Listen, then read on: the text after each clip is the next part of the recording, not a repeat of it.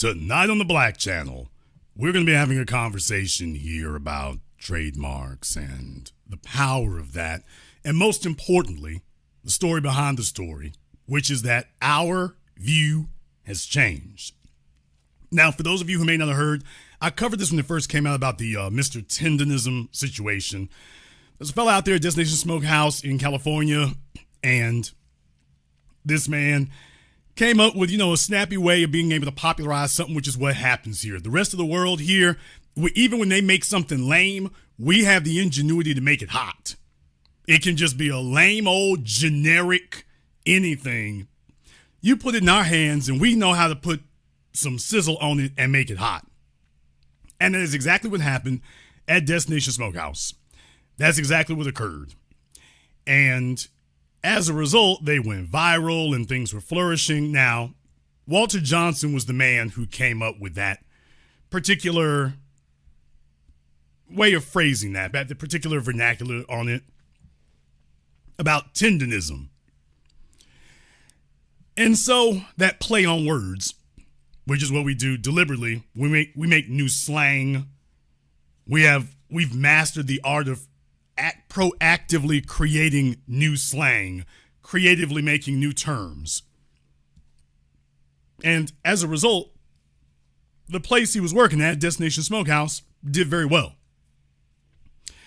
However, we suspected something was wrong because people were making an assumption. You see, there was a story behind it, and that's the part I want to talk about tonight, is the story behind it.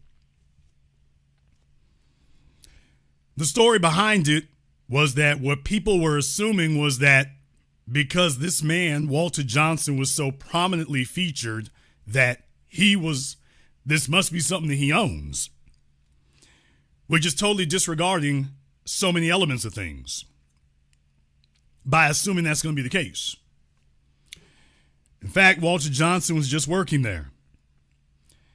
But as usual, folks want to be as handy and helpful as they can be. They want to be as handy and helpful as they can be. And this is where the difference comes in. You see, our generation is not on the same thing the civil rights generation was on. Our generation is not on the same thing the civil rights generation is on. Because you see, we were looking at ownership, not attention. That's the difference. We were looking at ownership and not retention. Not getting attention. That was the difference. See, what those folks right there were doing was they were looking just to get acknowledged. Let me find a nice place to go sit down. The good folks over here, they take care of me. They take care of me. This idea that we're going to turn ourselves over to other folks and they're going to take care of us. Yes, that's Ronald Isley. That's the difference right there. Starting with my generation here, the viewpoint on that is totally different now. This idea that everybody else is going to step in, and more importantly, that the dominant society, that our goal is to figure out how to make ourselves of value to them. We are going to walk into something that they've built and they've made. They're going to build the facility, and then we are going to try to figure out how to make ourselves of the most value to them. If that sounds familiar to you, it should, because Stephen A. Buck Dancing Coon Smith said the exact same thing, that his job is to make massa as much money as he can and then try to figure out later how he can get some of it.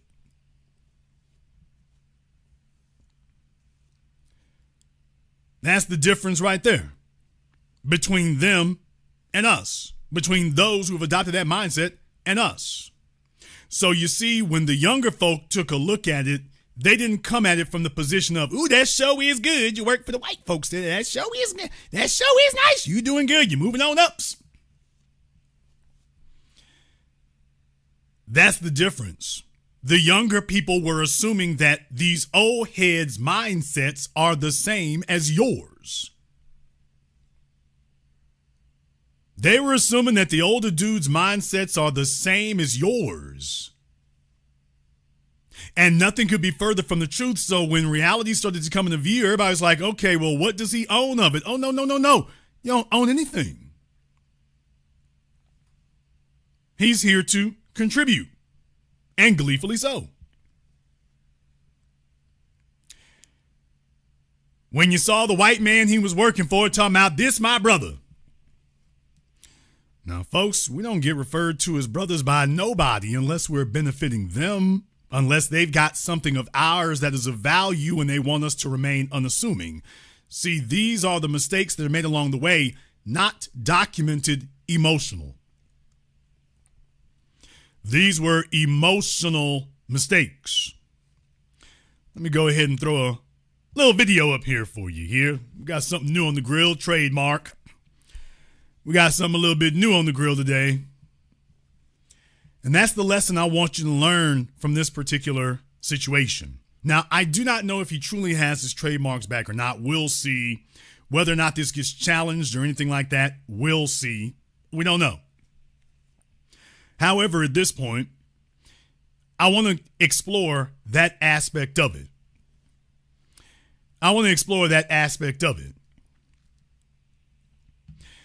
First of all, I've taught you all years ago about what a brand is. What is a brand? A brand is perceived value. That's really the best explanation I've ever heard of it. Now, that particular word goes back to an old European practice of branding cattle so that you know who has ownership. However, it has transcended that because a brand is something that identifies something in the marketplace, not just something in the neighborhood geographically to identify ownership. By identifying this specific product in the marketplace, that's where, depending on its quality, it now takes on value. So branding is more than just ownership. It is perceived value. However, in the modern era, because of people like Edward Bernays and others, you can go look him up, by the way. Because of people like Edward Bernays and others, they've gotten into the psychology of branding.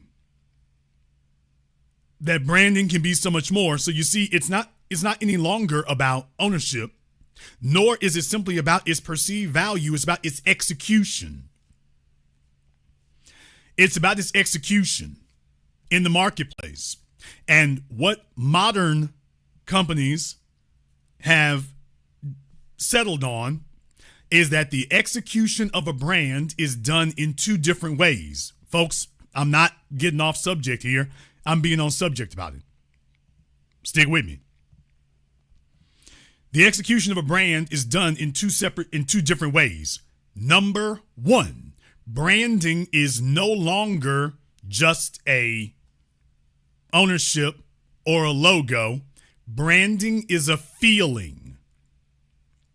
So if you want people to gravitate to your brand, don't focus so much on the idea of optics, on the idea of budget. What you should really be aiming for is a feeling. How you generate a feeling. That's how brands are executed today. You take a look at Apple. Apple products are inferior to Samsung. However, up until the last few years, Apple has been outselling Samsung because Steve Jobs understood that you sell a feeling. Coca-Cola has done this now for over half a century. Hell, to be totally honest, 80 years going back before World War II. They had that for a while.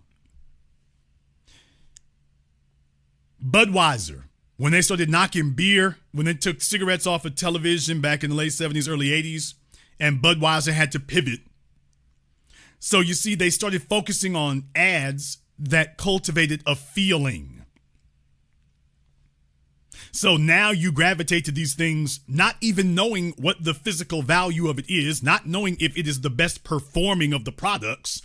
It really grabs you based on the feeling that they can generate, and that's what binds you to it. So now they've been able to bypass quality of object altogether, quality of manufacturing, quality of production.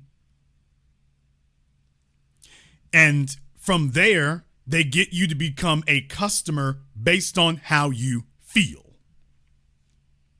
So yes, the biggest brands, the biggest companies in the world today, if you'll notice, they do the most advertising, but they're not advertising a product. When you take a look at their ads, you don't even know what the hell they're selling until at the end of it. But what they're selling is a feeling that you're a member of something. It touches your life in some way, that it says something not about the company, but that it says something about you. That's the first thing. Second thing is that the execution of branding is a story. Walter Johnson, whether he understood it or not, when he did the Tendernism thing, whether he understood it or not, and he didn't understand it at the time, he did not understand it at the time, but what he was doing was he was tapping into a feeling, but he was also tapping into a story. I can say cream of wheat. I can say Uncle Ben's. I can say Aunt Jemima. I can go down the list. In American society, when it comes to the pinnacle of American cuisine, just like so-called American music, it comes to the foundation, because there was no such thing before us. Everything else that they had were things that they brought over with them from Europe. There weren't any uniquely American things, not things that came from America, just practices that they had brought over with them from Europe. So when you discuss American cuisine, and particularly the pinnacle of American cuisine, it comes back to us. It comes back to us each and every time. That's the whole point. So that was the value that he was tapping into. Whether he understood that or not, that was the value that he was tapping into, was the value of that story, the value of legitimizing what people already perceive, because it's true, as American cuisine. So you see, he had a power that the white owner of the establishment did not have. Walter Johnson had a perceived legitimacy that the owner of the restaurant did not have. That's why the owner of the restaurant let Walter do his thing, because he understood he has a perceived legitimacy that you simply don't have. That's the part that was missing. That was the part that was missing. And he understood how to tap into that. So when it came to the dialect, the statement, the mannerisms, the mock indignation where the meat falls off the bone and then he just gets up and slams the bone down and walk off from the table. Ain't nothing you can do with it. That's not something that you can come in the 21st century and culturally hijack. You can't do that. That's not the way that's going to work. So you see, as a result, this is the value of it, the perceived value of it. That was what Walter Johnson tapped into. Being the face of the place, that's not going to work unless you have value. And the perceived value of it was your ability to tap into America's heritage of the quality of these cuisines and who they associated with. That was what it was. He had the right face, the right look. He wasn't a young man, so we get into that fatherly thing. You can trust him. He'd been doing this a long time. He knows what he's doing, even though you hadn't seen or heard the man before then. That was the value of it, being able to do that. That was the value of it.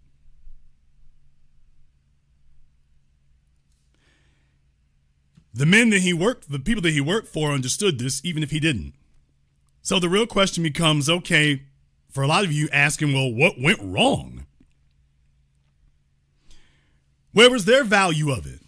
What did they see in it? What did they see in it? What did they like in it? Did they even get that? And here's where we run into the trouble, because you see, in the modern era here, a lot of folks don't understand that. Our generation understands the value of ownership.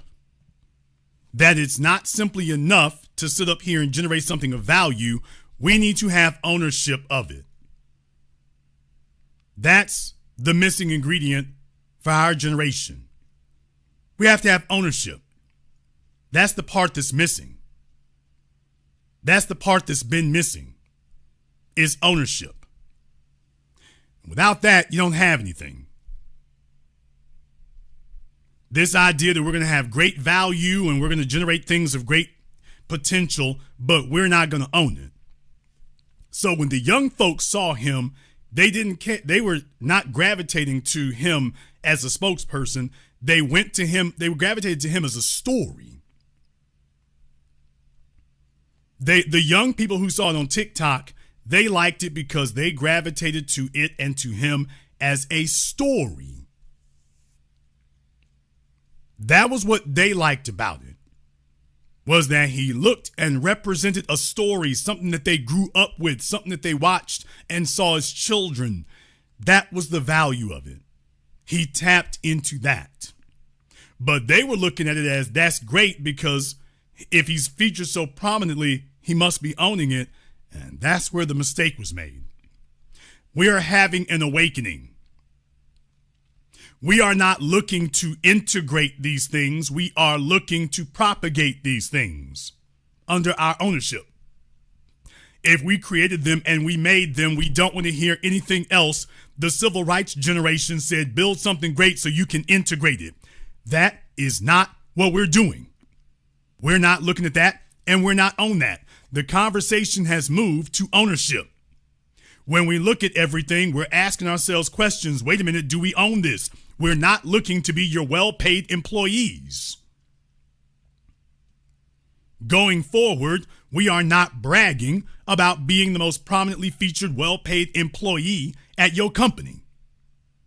This is a difference in mindset that's taking a lot of people by surprise because they were not expecting that.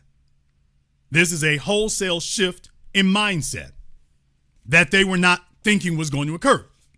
Case in point, while people have been taking a look at tendernism, there was something else that had occurred. This right here. This, as a matter of fact, just happened. This just happened. On Black Enterprise magazine, they had this story posted. Grambling State University finally secures trademark for legendary G logo after 30-year legal battle. Damn!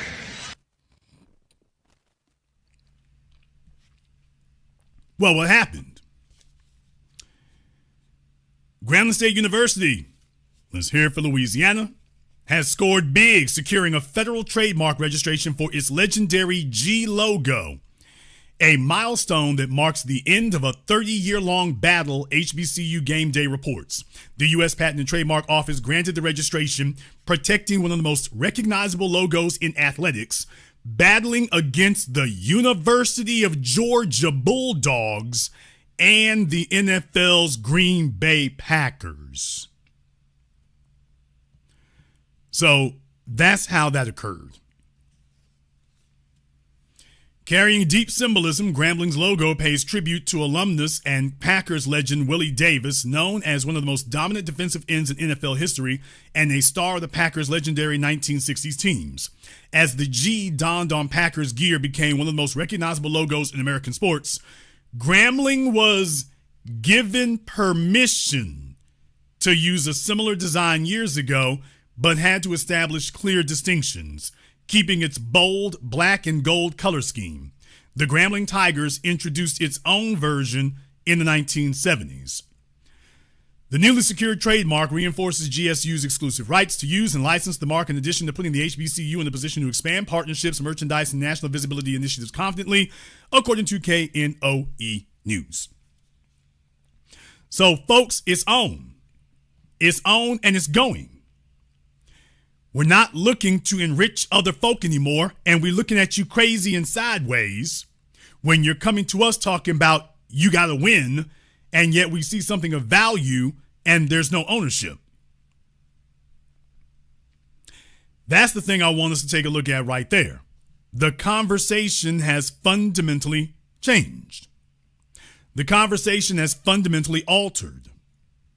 It's not a flex anymore to tell folk about who you are sharing things with. That's not a flex. That's not something to brag on. And the younger generation gets it, because you see, the civil rights generation, and I got to keep beating that drum. The civil rights generation was quite all right being somebody's well-paid employee. They were quite all right selling off their intellectual property. Their life goal was to get a house and a car and a couple white women and then lay it down. That was their life goal. So you see, they were looking at all the rest of us like we were the crazy ones. Even today, it's only when things go catastrophically bad. It's only when things go catastrophically bad, and for them, when the money dries up, then they start screaming and squealing like beggars, telling everybody their sob stories about what needs to be done to correct that.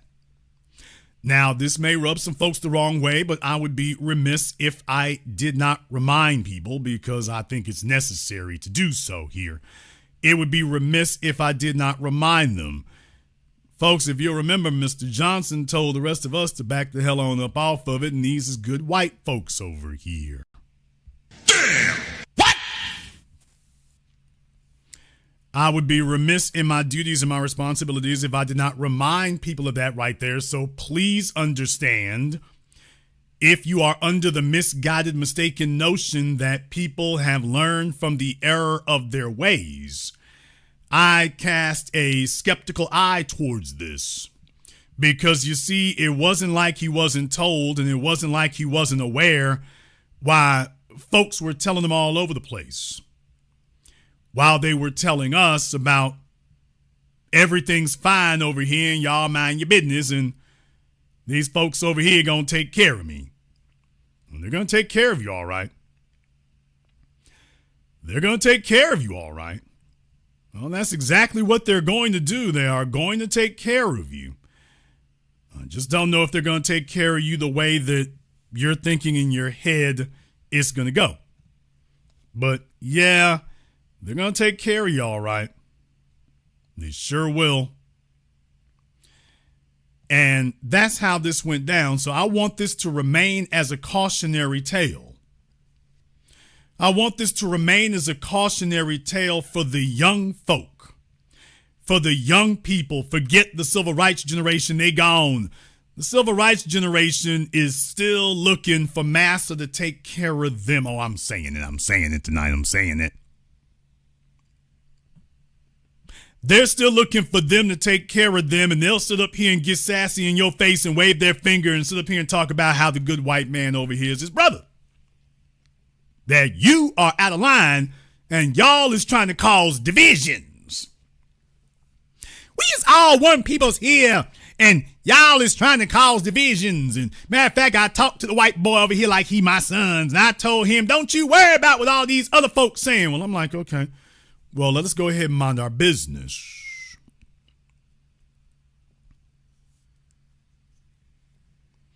You're the one drowning.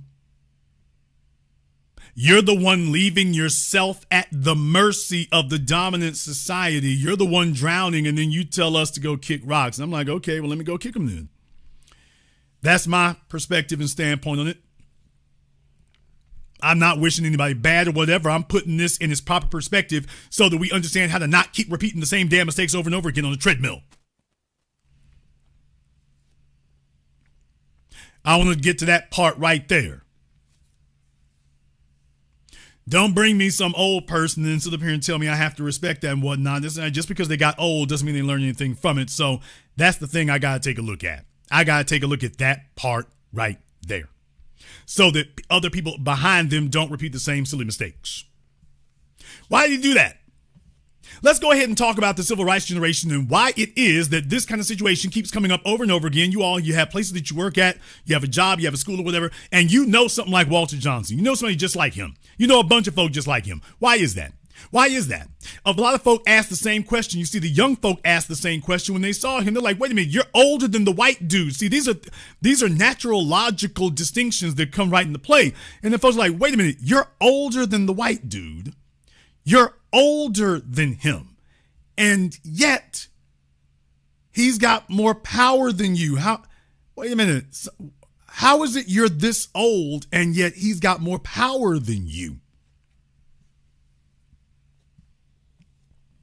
See, this is what the young folk out there had difficulty wrapping their heads around because they make the natural assumption that if somebody has reached an advanced age, that they also have advanced wisdom that has come along with them, and that is a fallacy. Just because somebody is old don't mean that they've learned anything from all those years. They've lived a whole bunch of years, and they've got just about as much wisdom and sensibility at 70 as they had at 20. They've just got a bunch of decades that have fallen off the calendar there. And it's only when the heat and the punishment get to be too much that all of a sudden they want to bust a U-turn. And so the young people are looking to the olders and saying, okay, what have you built? And they just assume, wait a minute now, he must have built. Can't he see the value of it? And here's the truth.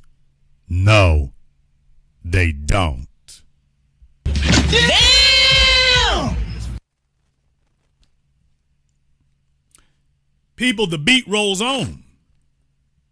The beat rolls on.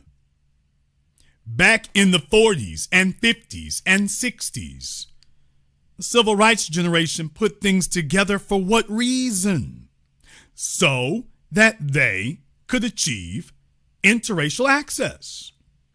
So everything that they made or built was for the purposes of attaining interracial access. So you see, these were all things that they took into the dominant society like one big pawn shop. Hey, how much will you give me for my publishing to my music? How much will you give me for the publishing to my story?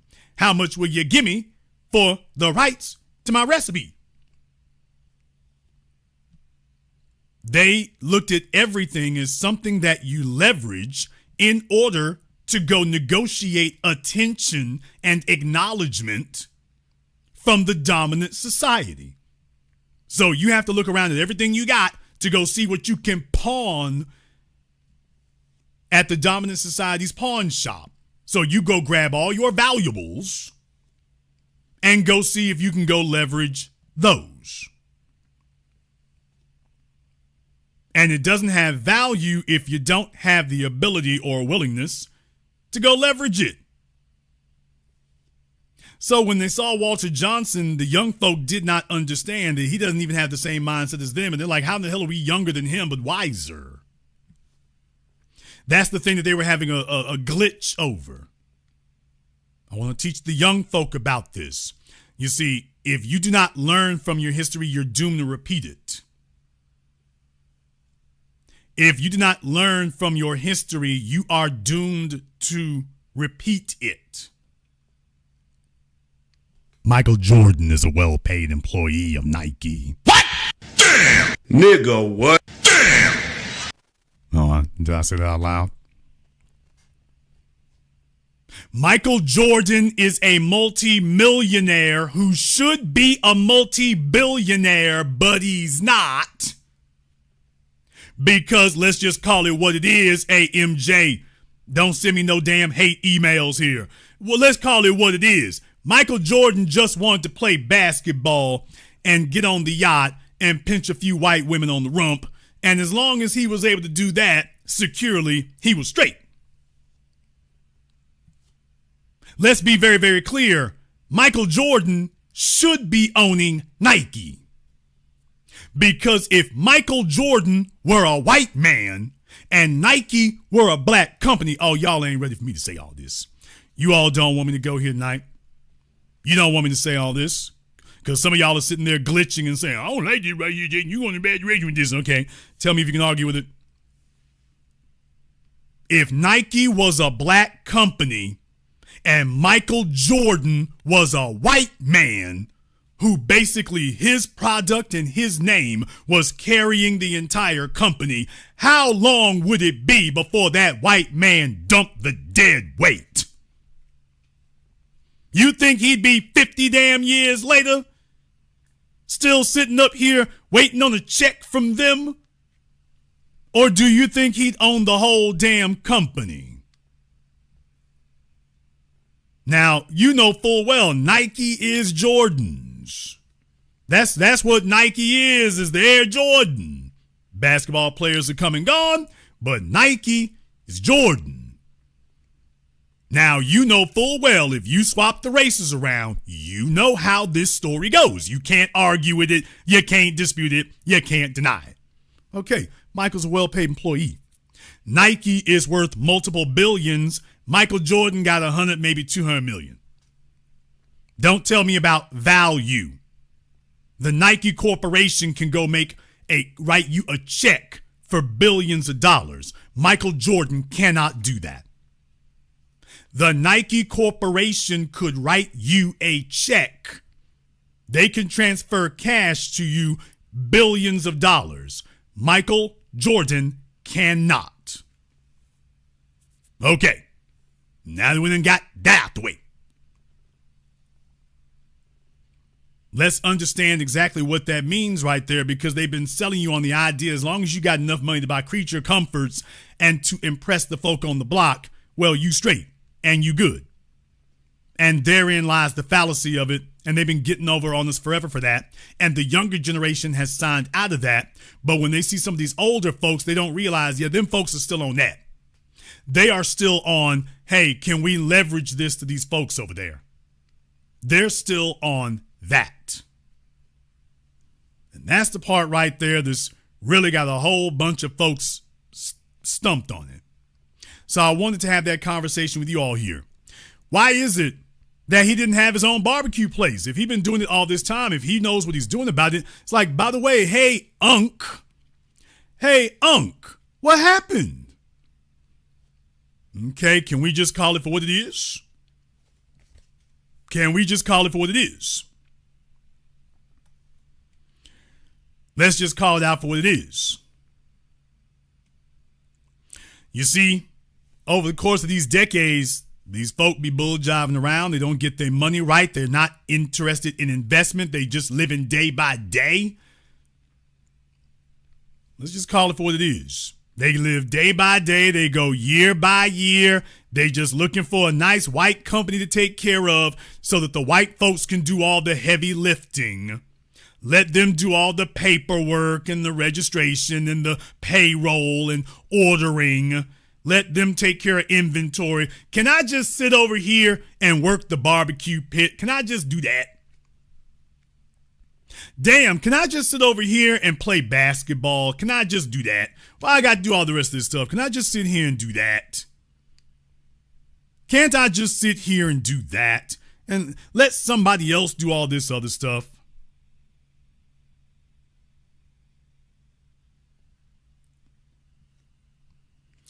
Can't somebody else do something like that instead? And that's what a whole bunch of these folks are on. They just want to be, after all these decades, people, I'm telling you, that worked out good for them when they were young. They could get a job at the GM plant, the GE plant, the Ford plant. That was what they did back then, man. That was what they did. Okay, and all these decades later, they're still looking to do that. That's what I'm telling you. After all these decades, they are still looking to be somebody's employee. When they were young, that's what they were focused on. Now that they're elderly, they're still doing it. To this very day, can somebody else take care of all this other stuff? Can't I just work the barbecue pit? Let the rest of y'all do that there. Let me just work the barbecue pit. And it's only when you get left flat broke without a dime, they start protesting. But protesting, it doesn't mean you've changed. Protesting does not mean that you've learned from it. That's the issue. So when I look and I see these things, that's a lesson I want you to know. I want you to recognize here. That's a lesson I want you to recognize here. Why is it that he didn't have his own place? Well, we've already covered that, by the way. They want to be employees. They want somebody else to do the heavy lifting. They want somebody else to do the paperwork. They don't want to have to deal with the mental and emotional strain of all that right there. Can't we just simplify my life? Basically, they want an elevated employee position, and the dominant society will be thrilled to give that to you. As Dr. John Henry Clark said, they will give you anything you want so long as you cede the number one position to them. You can have whatever you want as number two, so long as you are number two. You can do whatever you want so long as you are number two. If you agree to take the number two position, you can get whatever you want. Everything except being number one. You can have everything except that. And they have gleefully accepted that deal. Right up until it goes bad, then they start coming and screaming to the rest of us about how bad it went. And I'm just showing you that to this day, that's still what they're on. They're still looking for a job at the plant. Can't we just get the job at the plant? And so we can just ride out.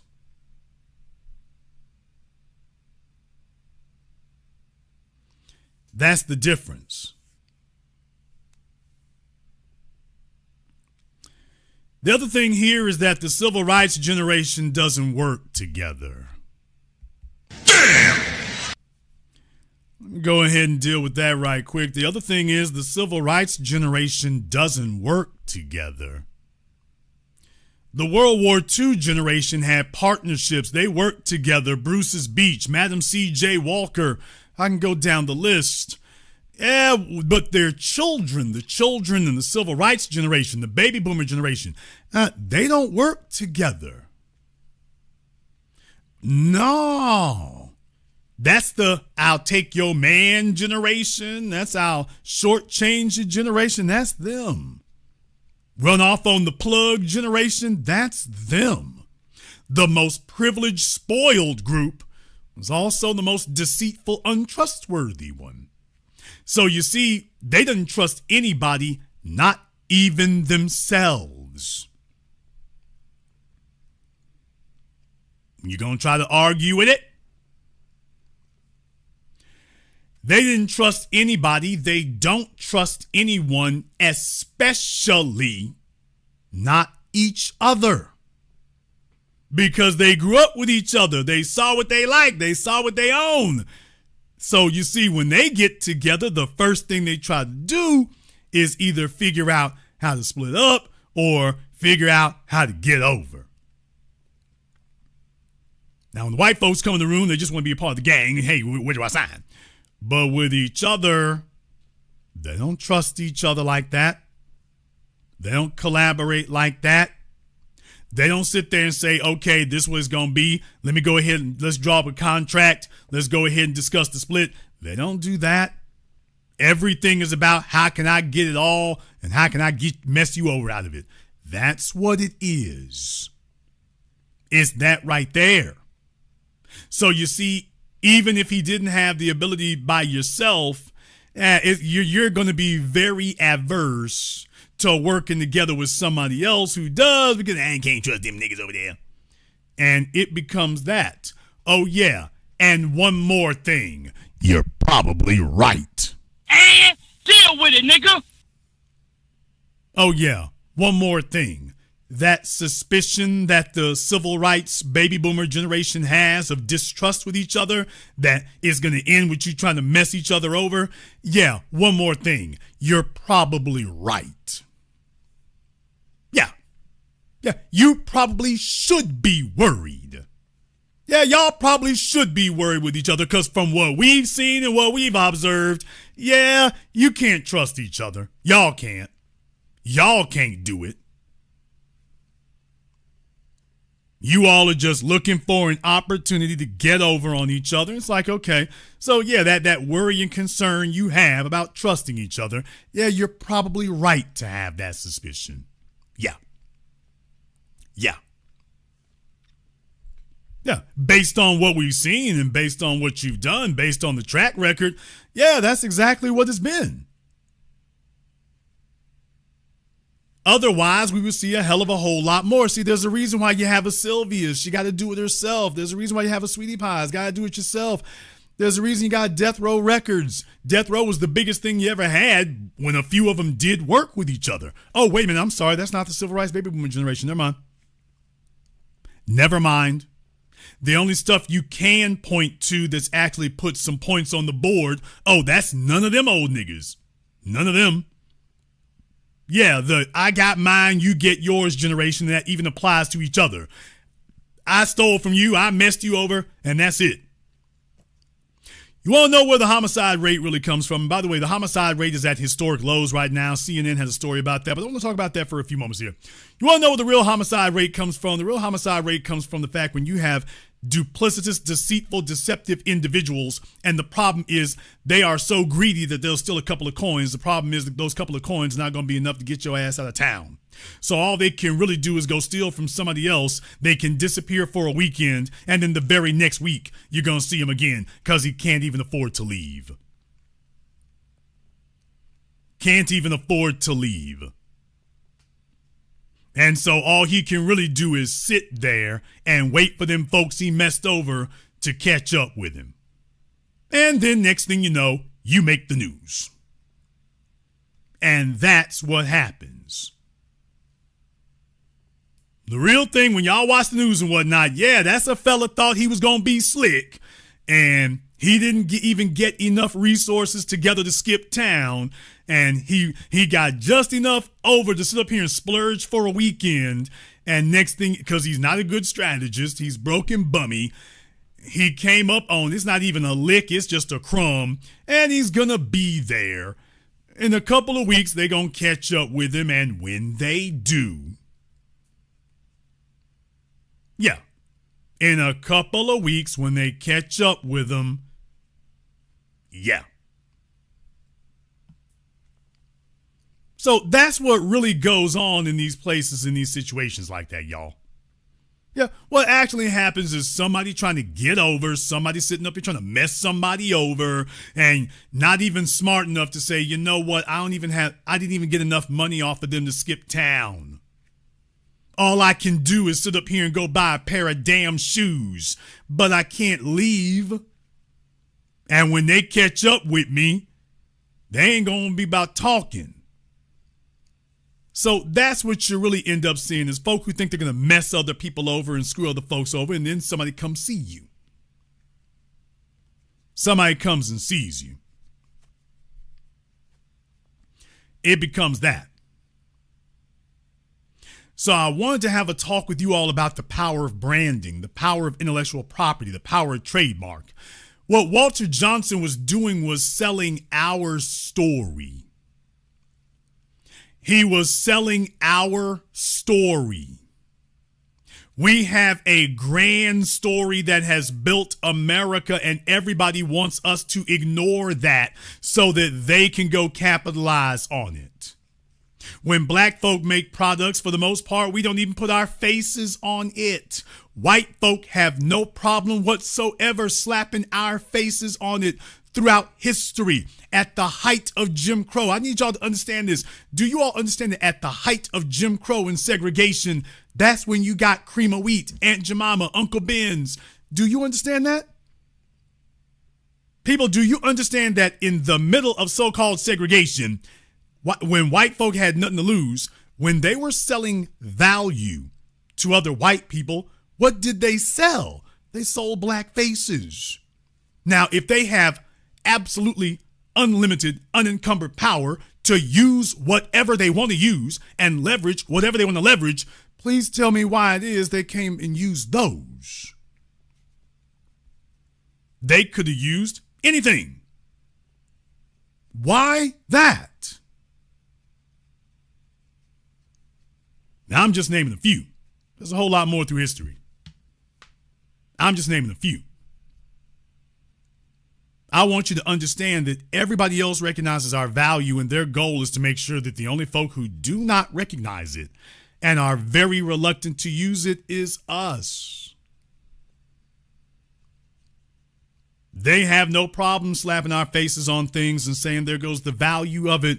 They got black folks saying, yeah, we don't want to do that because folks won't want to buy it.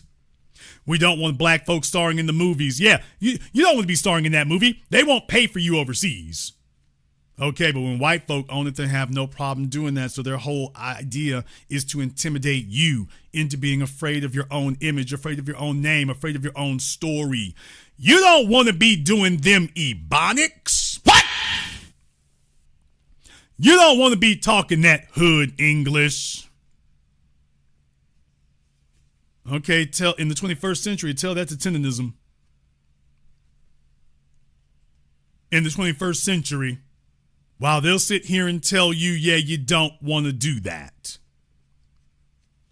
Now, in white society, whatchamacallit, well, that's perfectly fine and legit. Whatchamacallit, a doohickey, that's perfectly legit. That's fine.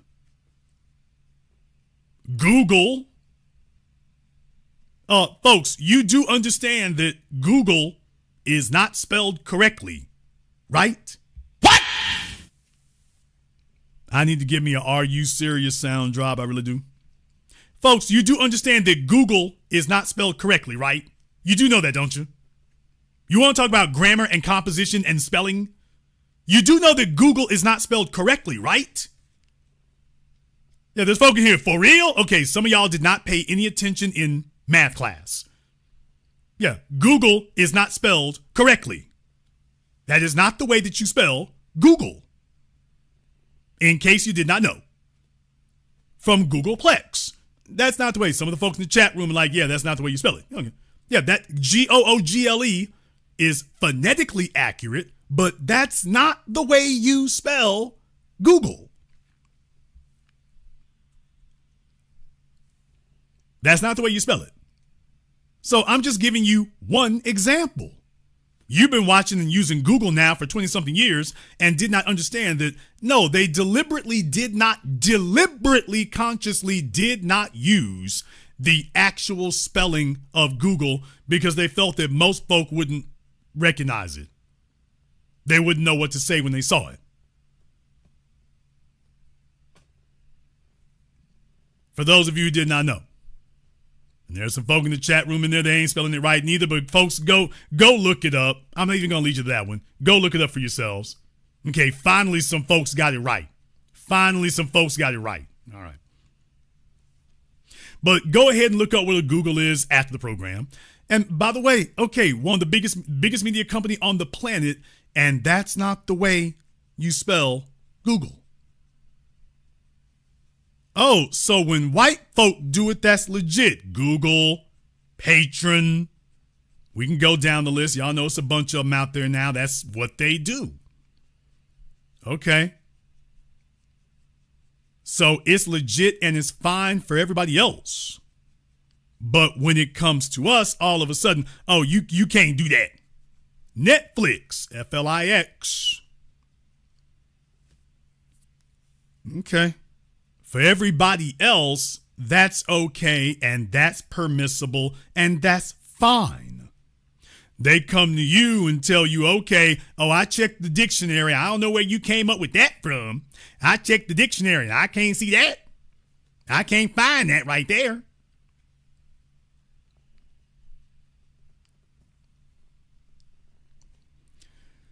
So I want you to understand how these people do things and take a look at how they've gotten us intimidated from our own value.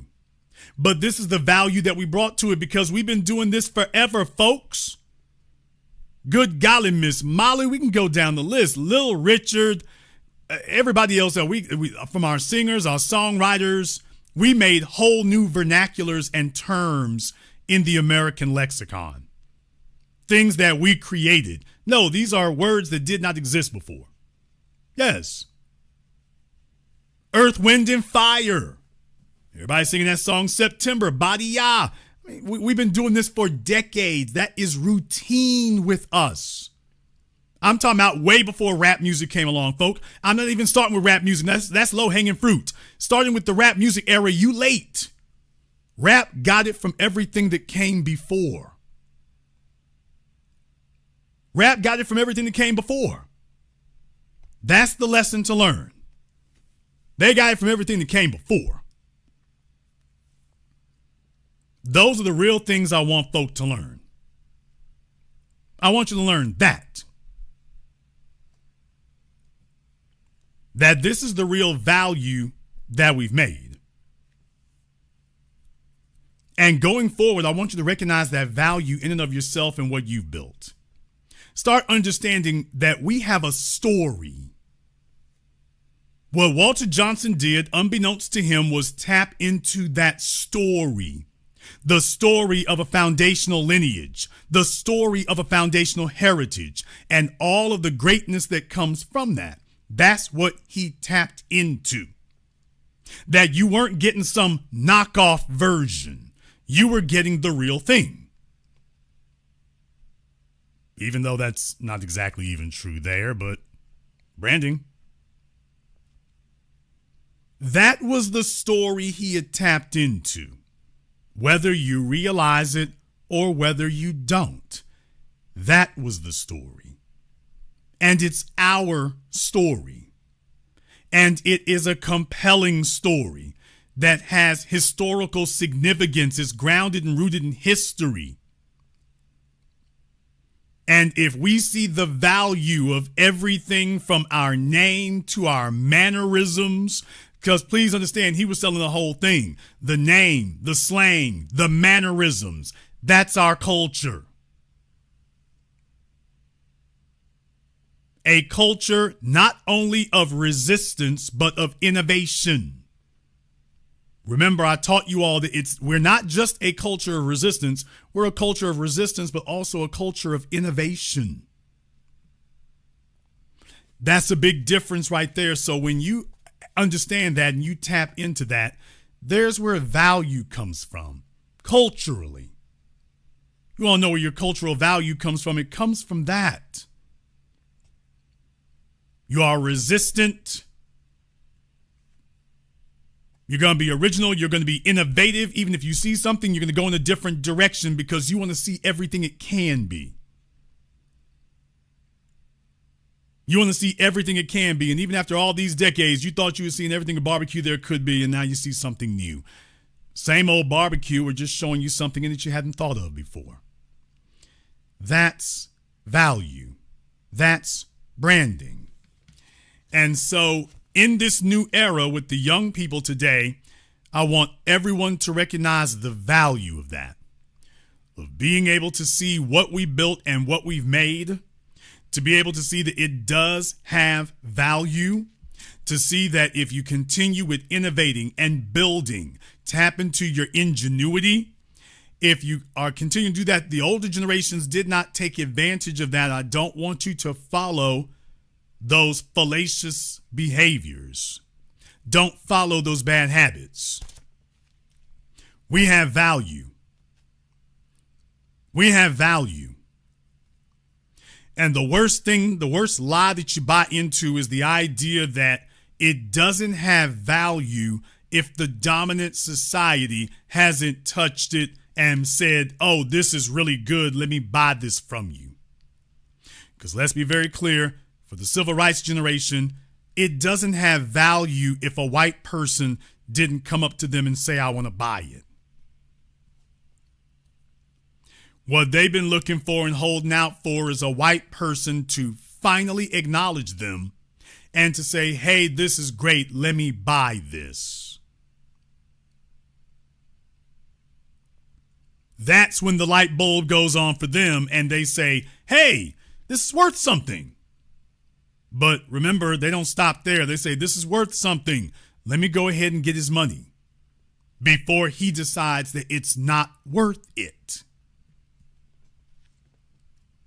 Have you followed that through all the way through? Yeah. Not only is it not of value until white folk come up to them of the civil rights generation and say, hey, this is great, let me buy it. They say it still doesn't have value until I sell it, because if the white guy says it's worth something, it's worth something. But if he leaves, then it's worth nothing. But if I can make it across the finish line and get him to part money with it, that confirms its value. The current generation being able to be okay of themselves, this is something that the civil rights generation has been anathema to and hostile to. They don't like the idea of getting acceptance from other black people. They want acceptance from white folk. So when Keith Lee shows up and he's got acceptance among black people, just understand the civil rights generation doesn't see any value in that. After all, they are the ones who abandoned it. The young folk of today intrinsically understood the value of having it amongst themselves, but please remember the civil rights generation is the one that abandoned it. The black economic infrastructure, the black group economics, they're the ones who abandoned it. Got rid of mama's restaurant, got rid of dad's mechanic shop, didn't give a damn about that, passed me the weed and the cocaine and the white women. They're the ones who abandoned it.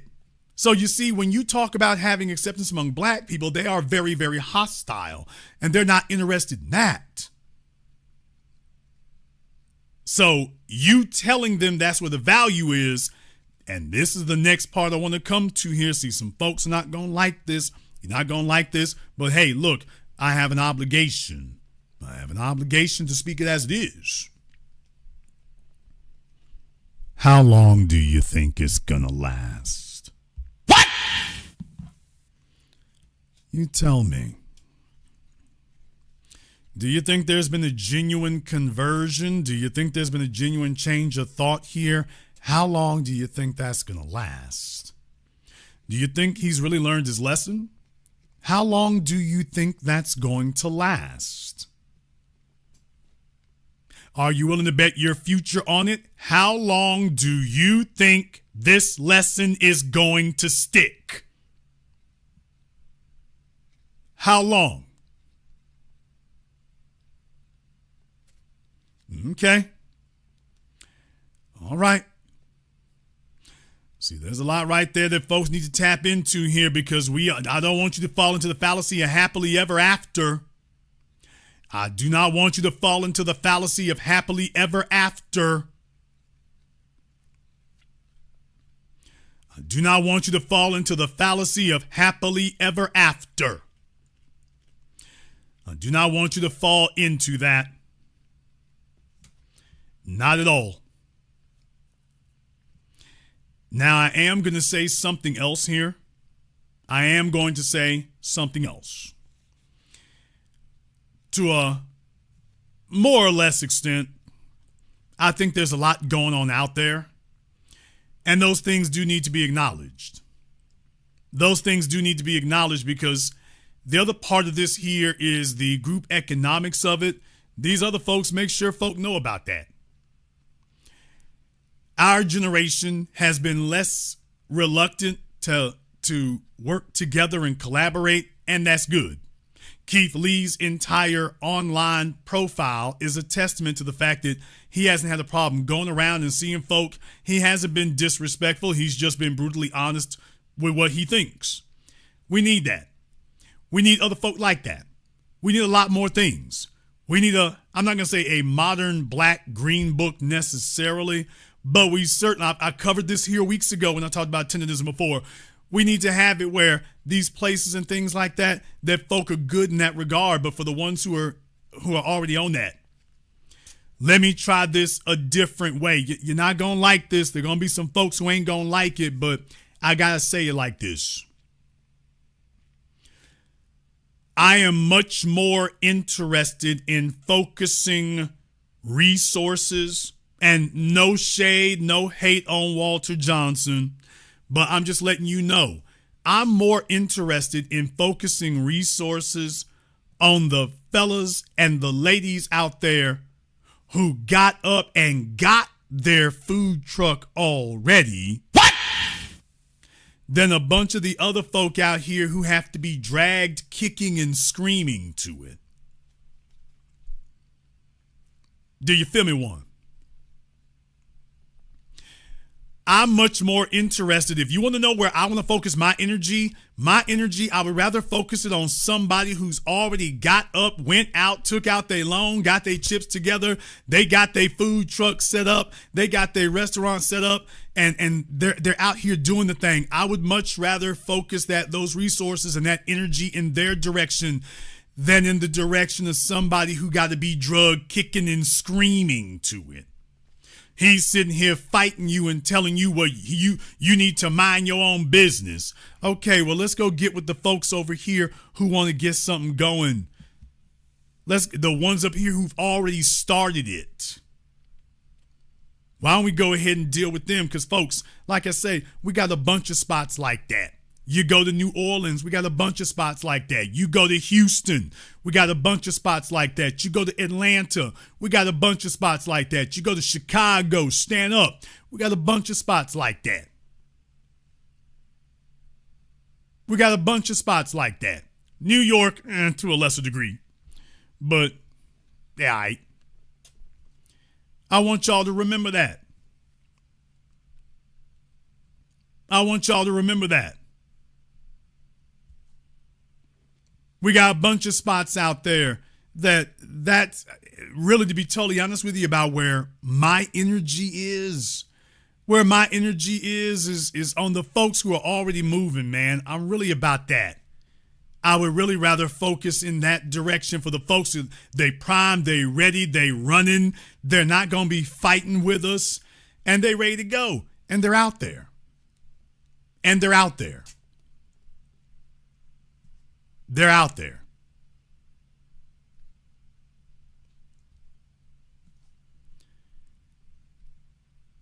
There's a whole bunch of important things in that regard that's been missing.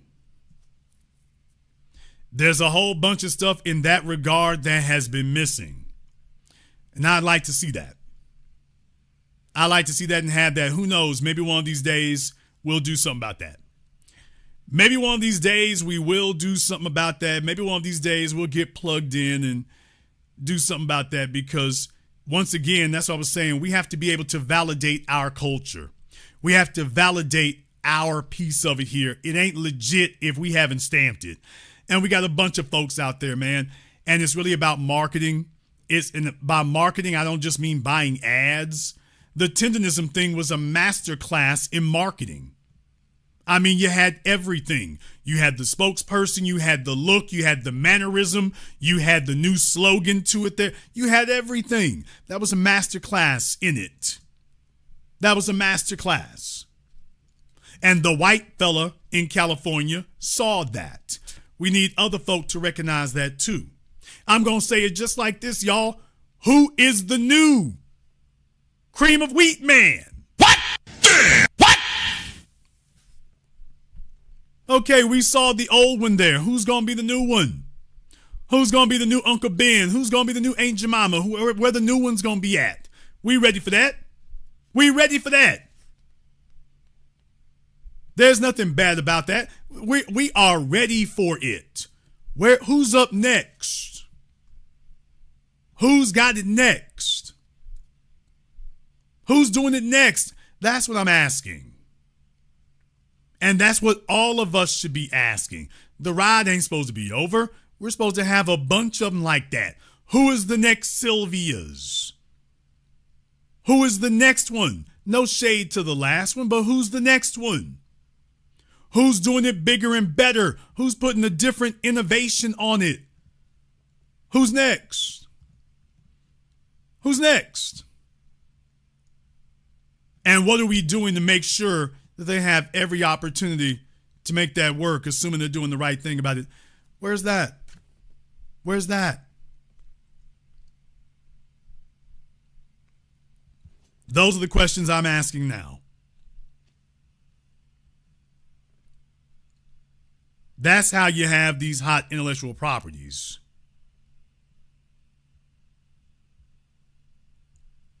That's when you have these hot intellectual properties here, and then it goes beyond that. Because tendernism is something that just screams for merchandising. That just screams for merchandising, which is why people sat up here and glummed on to it.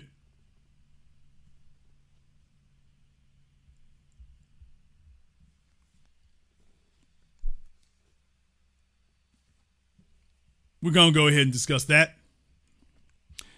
Because, possibly, perhaps, maybe, you disagree.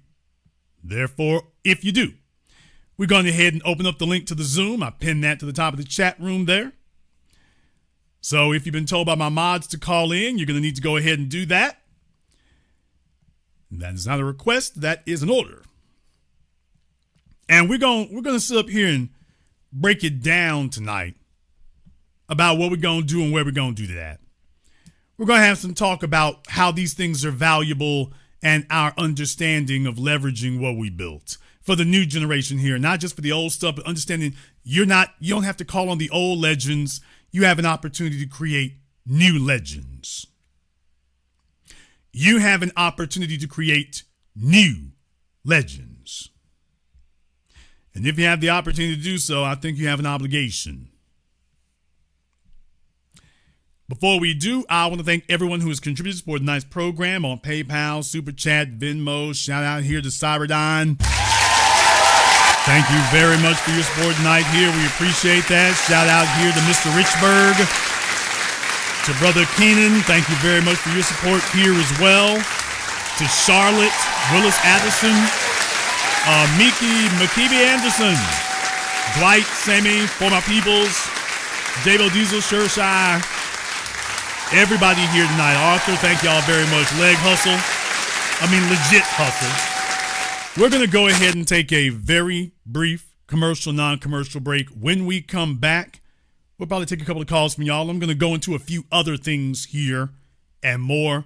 This is the Black Channel. The teacher, knowledge on the block. Got the kids learning, minds open like a lock. Books and skills from the east to the west. Bringing education, yeah, we're simply the best. Classes on fire, brains burning with desire. Innovation driving like a tire through the mire. Math, science, history, we got the whole range. Kids hitting new heights, teachers making a change. Used to be the teacher, stacking up the grades. Future bright shining, no need for no shades. Got the youth thriving, moving up the ladder. Smart and sharp, brains growing fatter. Lessons so lit, yeah, they stay in a blaze. Every mind sharp like a sword in the haze. Mr. B in the house breaking knowledge chains. Education kingpin, we ripping the games. Used to be the teacher.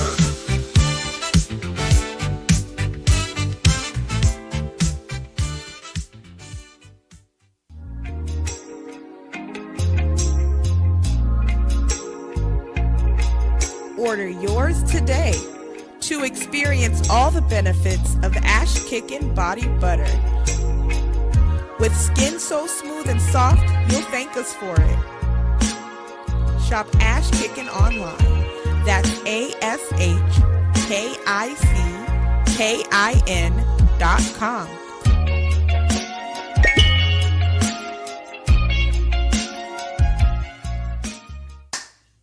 Hi, this is Brenda Starr, creator of Poetry with a Purpose and author of the book Pressed But Not Crushed. Press But Not Crush is an anthology of political poems that address current and historical issues in American descendants of slave population and African American population. The book describes slaveries and its residuals, Jim Crow segregation, social depredation, and other relevant issues to American descendants of slaves and African Americans, including the current political climate that does not address our issues.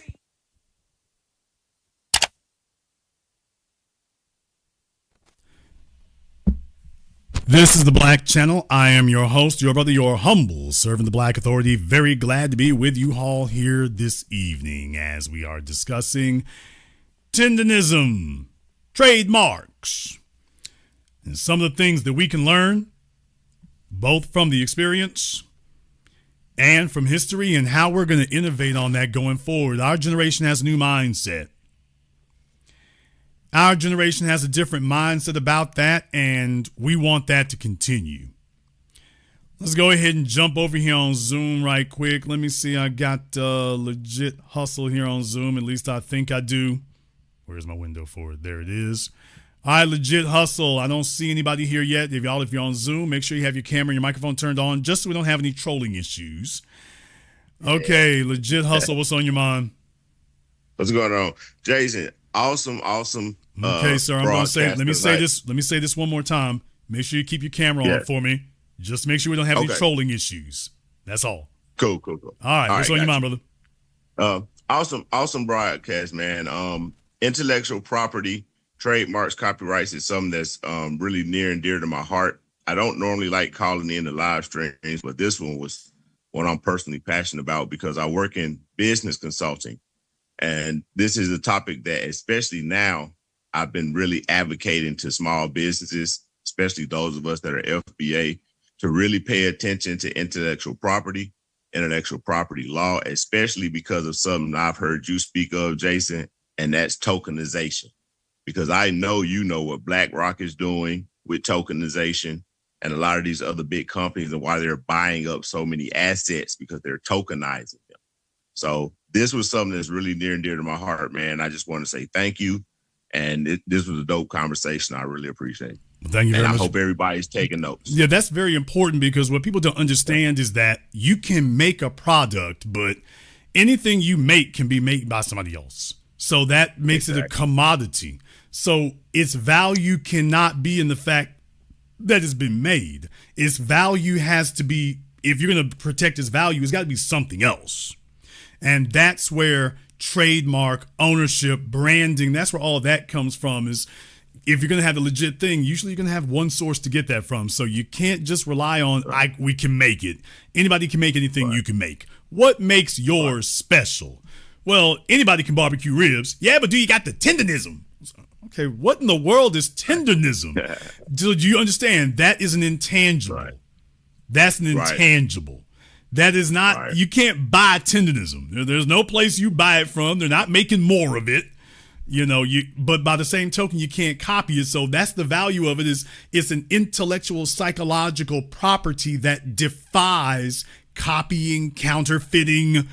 It defies that. Now, do you realize how powerful you have? Now you've got something that can't be manufactured, stolen, embezzled, espionage. Now you've got that. Right. And to build onto that, the other reason that I really like intellectual property, especially for FBA, is because intellectual property is something that anyone can create. It's just your creativity. It's something that you come up with. If you write a poem on a napkin, it may not have any value, just the poem on a napkin, but it still doesn't take the fact that value can be built into that poem. So anything you can create has the potential to have value and build wealth for us. So that's one of the reasons that I particularly love intellectual properties, and I advocate for it, especially when it comes to building wealth for FBA, man. That's our key, in my opinion. I agree. Thank you very much for giving us a call. Now, we appreciate that. Yeah, folks, like in New York City, you talk about Billionaires Row. Do you understand? Just immediately marketing it. They're dealing with the top 1% of 1%. But immediately, okay, you need to come buy a place here. Why? Because this isn't just another penthouse.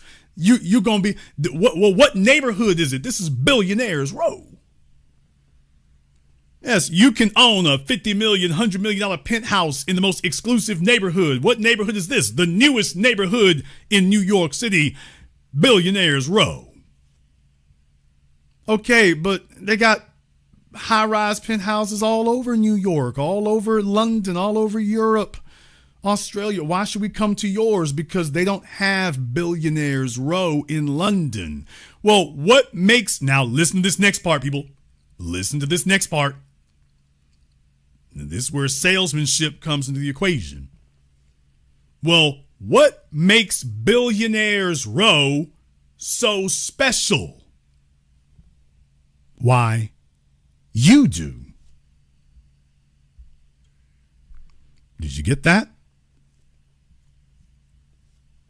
If you are a real estate agent selling some multi-millionaire, multi-billionaire on buying their fourth or fifth penthouse in New York, when they ask, well, why should I come to Billionaire? What's so special about Billionaires Row? Why, you are. You are. You being here makes that special. Oh. Let me go ahead and sprinkle you with a little bit more. Let me sprinkle you with a little bit more. Some of these things are built for the purposes of catering to their customers. For example, the Aston Martin building down there in Miami, Florida, that is now gracefully and wonderfully blocking the view of the bay. What? Okay, but they got that thing custom made for folks there. Bring your Aston Martin. We're ready for all of you. Okay, but go take a look at your Apple commercials. They do the same thing. The Apple commercials are not about the phone. They show a guy skateboarding. They show some girls dancing down the street. They show some people with some Skittles-colored clothing, living their lives, walking down New York, walking in San Francisco. So do you understand what they're doing? These are intangible properties. They're telling you that if you buy our product, it doesn't just have tangible properties, it also has intangible, non-physical properties. Now, some people would call that mysticism or snake oil. Imagine somebody telling you that you have to buy our product if you want to possess this intangible quality. What do you think is the real thing about Rolex? What makes Rolex so valuable? People, they have opened up a big ass warehouse repair place in Dallas, Texas. Rolex is one of the most mass produced things in the damn world. So why is it so valuable? Because they have sold people on the idea that Rolex has intangible properties to it. That you have to buy the Rolex in order to possess the intangible properties of it. Well, Jason, what kind of intangible properties? Professor Scott Galloway talked about this years ago. You can go ahead and look it up on YouTube. Professor Scott Galloway talked about years ago about luxury products, what it is that makes a luxury product a luxury product. One of the things he said was heritage and an iconic founder. Heritage, it has a past, it has a history. Rolex is selling everybody on its history and that there are intangible properties to it. Okay, in the chat room for somebody talking about Swiss movement, anything can be a Swiss movement now. So that can't be it. Maybe you could make that argument a century ago. You can't make that argument in the last 60 years. The last 50 years, you can't make that argument about its physical properties because the physical properties can be replicated by anybody. So that can't be it.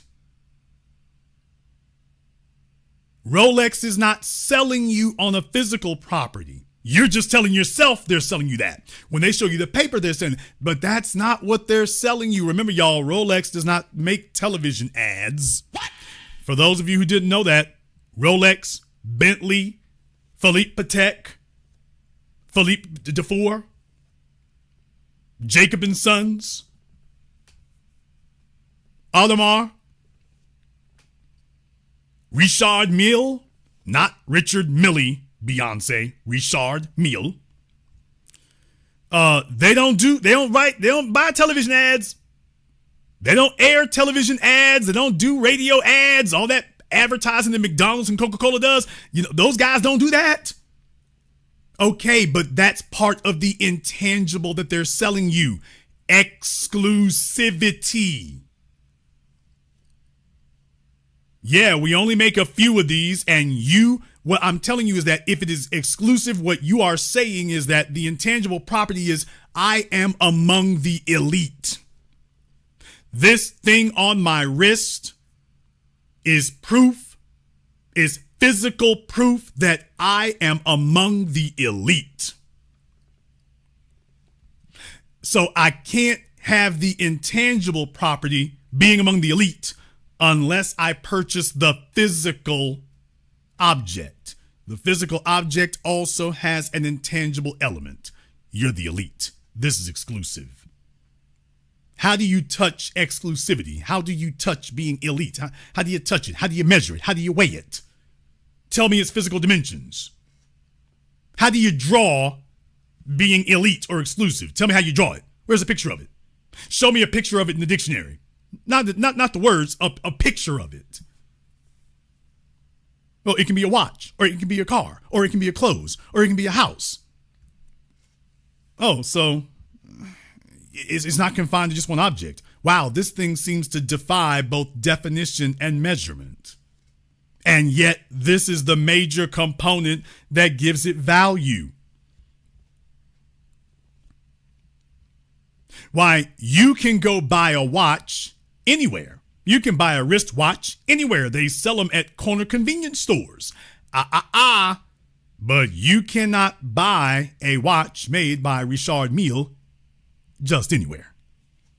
Well, what's so special about it being made by Richard Mille or Philippe Dufour? What's so special about that? And then they show you the dude, he's sitting in a mountaintop in a chalet somewhere. He's got the monocle on his eye, and he's sitting there just putting together this precisely handcrafted thing with these designs on the inside of it there. Oh, it takes him months to finish this. So you see, it's a work of art. This is why natural diamonds will always be more valuable than artificial diamonds, because a natural diamond has something that an artificial one does not. It took millions of years. When you buy a natural diamond, that thing was here with the dinosaurs. Your artificial diamonds were not. They're a week old. Natural diamonds are 1 million years old. Artificial diamonds are a week old. One of them has a heritage and a legacy. It's from the earth. It's got intangible properties to it. It's got intangibles. Now that you understand the intangibles, when you go to market, that's what you start branding, is that, oh, we've got intangible properties. If you don't purchase it from us, you don't get that. Case in point, people, Italian food. Okay, what do they say? They make they put a word on it intended to protect its exclusivity. Authentic. No. Anybody can make, quote, Italian cuisine, but ours is authentic Italian. Well, what does that mean? The folks in the back, ostensibly, are Italian. Most of the time they ain't. But the folks in the back are Italian. Authentic Mexican food. The folks in the back, ostensibly, are Mexican. Well, why does that make a difference? I mean, it's not like they're putting, without me being icky about it here, it's not like they're putting some physical part of themselves in the meal. So aren't you going and buying the same damn spices and ingredients any of the rest of us can buy? Well, yeah, but that intangible part is who's making it. Who is making it is the intangible value. that this is a stamp of confidence that this is done correctly. These other folks might be doing it correctly, but inherent in what we're showing you is that we are specialists at this. You're getting this from the source. You're getting this from the source. So that's the difference between us and any of these other places you go in. You're getting this directly from us. You're getting this directly from the source. You're getting this directly from the plug. You might as well be in Italy. This is the next best thing to be in Italy. Right there. Well, that's important. That's important.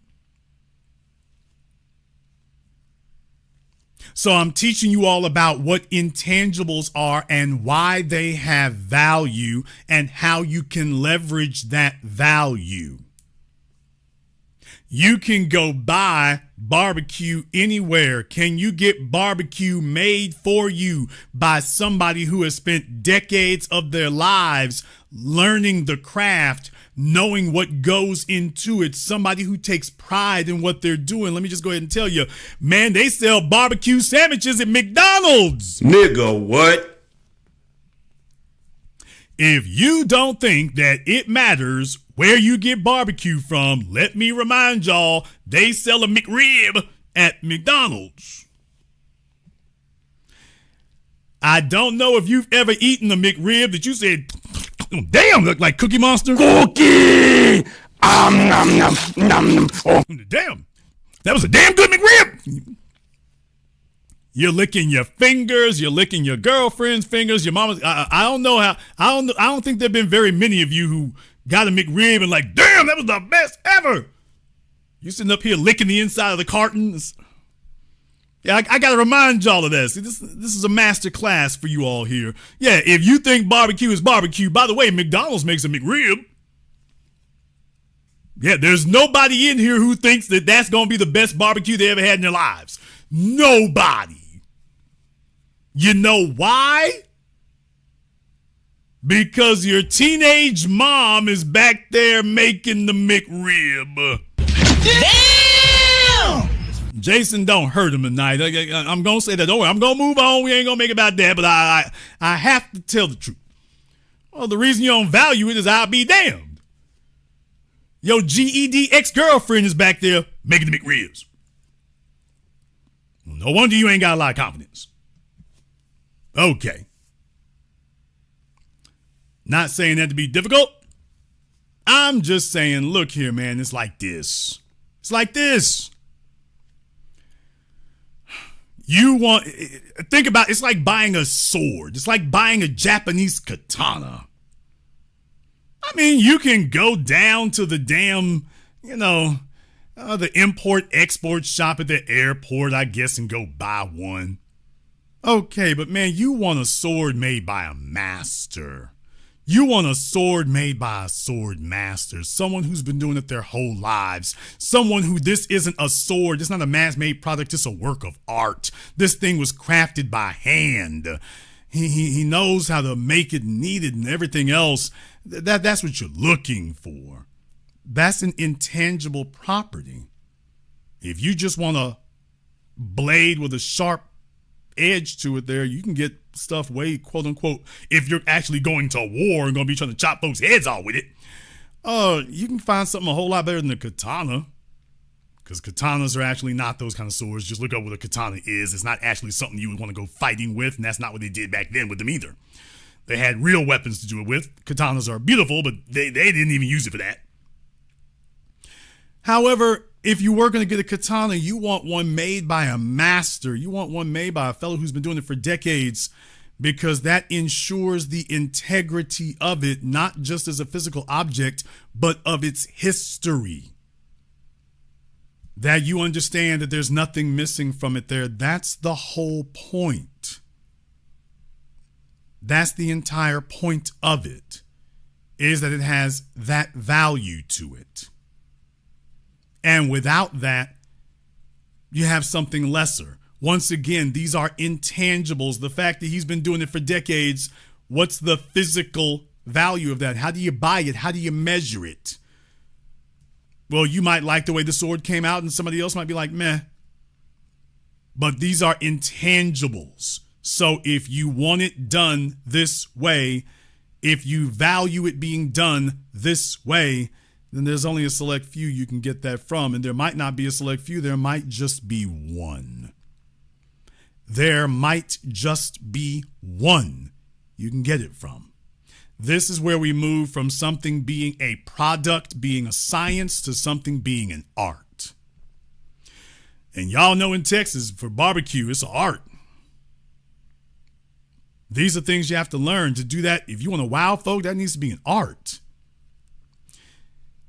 That's an intangible property to it. You can go on YouTube and look up documentaries about these things, man. They got dozens of ways that folk make barbecue. You got the Mexicans who buried the barbecue in the ground. What? You got the Mexicans who buried the barbecue in the ground and leave it in there for 24, 48 hours. You got people who slow make it. You got people who fast make it. You got people who use high heat, low temps. You got people who let it sit out for 24 hours before they do anything to it. You got folks who saute it. You got folks who don't do it at all. You got people who put seasonings on early, folks who put them on late. There's as many ways to do it as you can think of.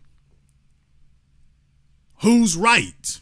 I guess it depends on what you like. But what I'm telling you is those are intangibles. This is an art. Those are intangibles. And when you have somebody who has mastered the intangibles of it, that's what you put your name and your trademark on. Let's be clear. And I'm from Louisiana. Grambling is a historic name, but I mean, a college is a college. A marching band, well, anybody can learn how to use, well, not anybody, but learn how to use an instrument there. But these are people here who have demonstrated historical pedigree for it. And when you go there and you purchase it and you buy it, that's what you're buying. The heritage of it. Yes, they are excellent at what they do, but you are buying the privilege of being a part of their heritage. That's an intangible. You can't go back 90 years and found the place and be there at the beginning. You can't play with Eddie Robinson.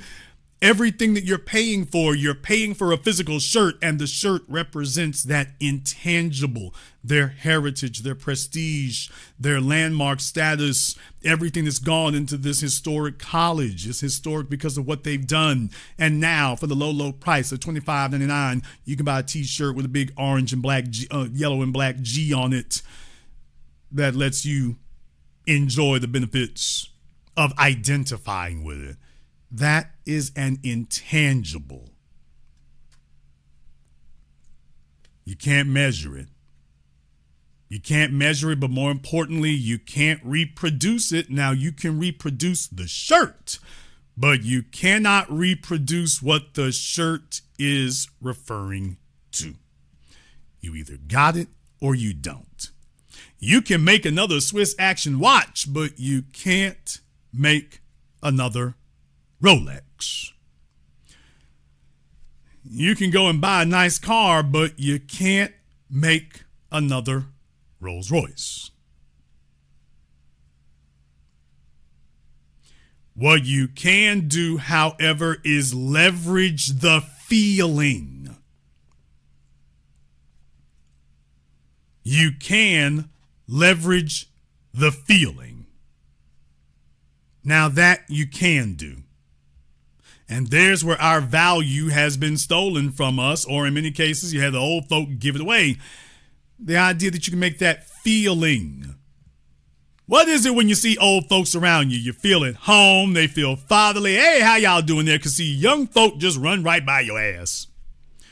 Young people run right by you. You go to damn me McDonald's, they hurry up, take your order and move. And that's the difference. The old folk, when you see them, you know he ain't going to run by you because he can't run by you.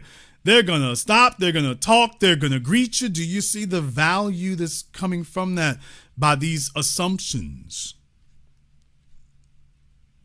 You see, that's what you're selling. You're selling a connection. You're selling a connection. Having the ability to have that connection to somebody, that's a feeling that you know this person. The reason folks gravitated to Walter Johnson is because they felt, I feel like I know him. That's my uncle. That's my daddy. That's my granddaddy. I know him.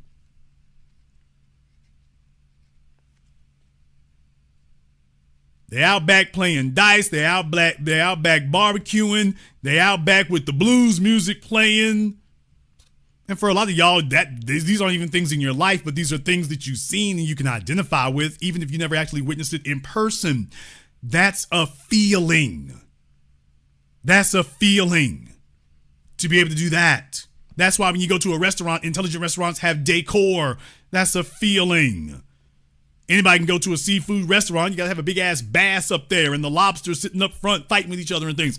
Okay, that's a feeling. It's not going to take you on a boat and risk you getting knocked off of it and drowning. But we brought the seafood here. Some of it's alive. As if that helps. They're giving you a feeling. That's what they're selling. So for all of you who are wondering about what the real issue here is, the real issue is that whether he knew it or not, Walter Johnson tapped into a feeling. He tapped into a feeling. He tapped into a feeling that registered and permeated with people. Do you know how hard that is to do? Companies spend literally billions of dollars trying to figure out how to do that. How to be able to make a connection, a genuine connection to the customer so that the customer is thinking about you whenever they think about this particular product or service.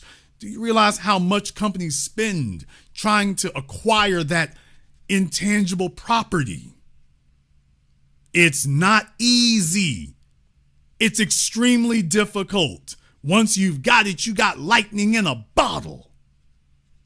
Once you've got it, you have Prometheus and fire. Once you have it, but you got to get it. Walter Johnson got it, and it didn't take hundreds of millions of dollars. There's a lesson here for all of you. There's a lesson here for everybody in that regard. That we don't have to keep selling out our futures because we are addicted to the feeling of the dominant society telling us that we are approved in their eyes. We don't have to keep selling out our futures in order to please other folk into thinking that we're okay because, well, they're all right with us. We don't have to keep doing that. Furthermore, it's been one of the most poisonous things that we could have done.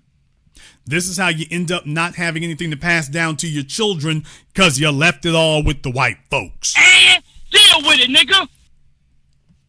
Oh, did Jason just say that? Yeah, I just did. I sure did. Yeah. Yeah, why is it you don't have anything to pass down to the children? Because you left it all over there with your brother. You don't have anything for your black children because you left it all with your Armenian brother that you were so desperate to get his approval.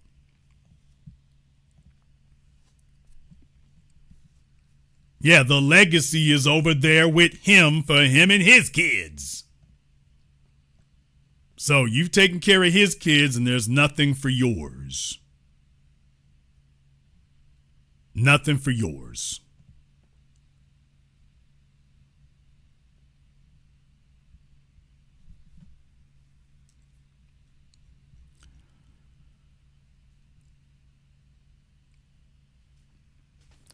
I want to go a little bit further here tonight, though. I want to touch on something before I go any further here. There was an article that came out here from the Atlanta Journal-Constitution. There was an article that came out from the Atlanta Journal-Constitution. And I feel this very, very important to review this article here to let you all know that the point has gotten through. The point has gotten through even to your older publications. The point has gotten through. They have something to say about this, and these are things for all of us to learn from here. I'm going to just read some of the article here because they're talking about why so many ethnic black Americans are sitting out ICE protests. Ethnic black Americans. I'm like, all right. Okay. Whatever you say. Ethnic black Americans. What in the world even is that, by the way? What even is that?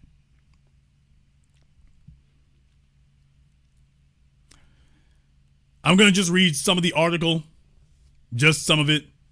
It says, most of our nation has been in shock by the brutality resulting in several deaths of American citizens as well as immigrants under the ICE age carried out by President Donald Trump's federal immigration and customs enforcement officers.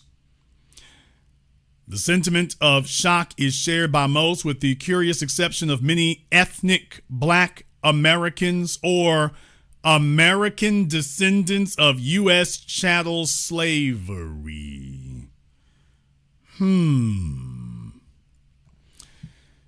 Yeah, that's all very interesting right there now, isn't it? That's all very interesting.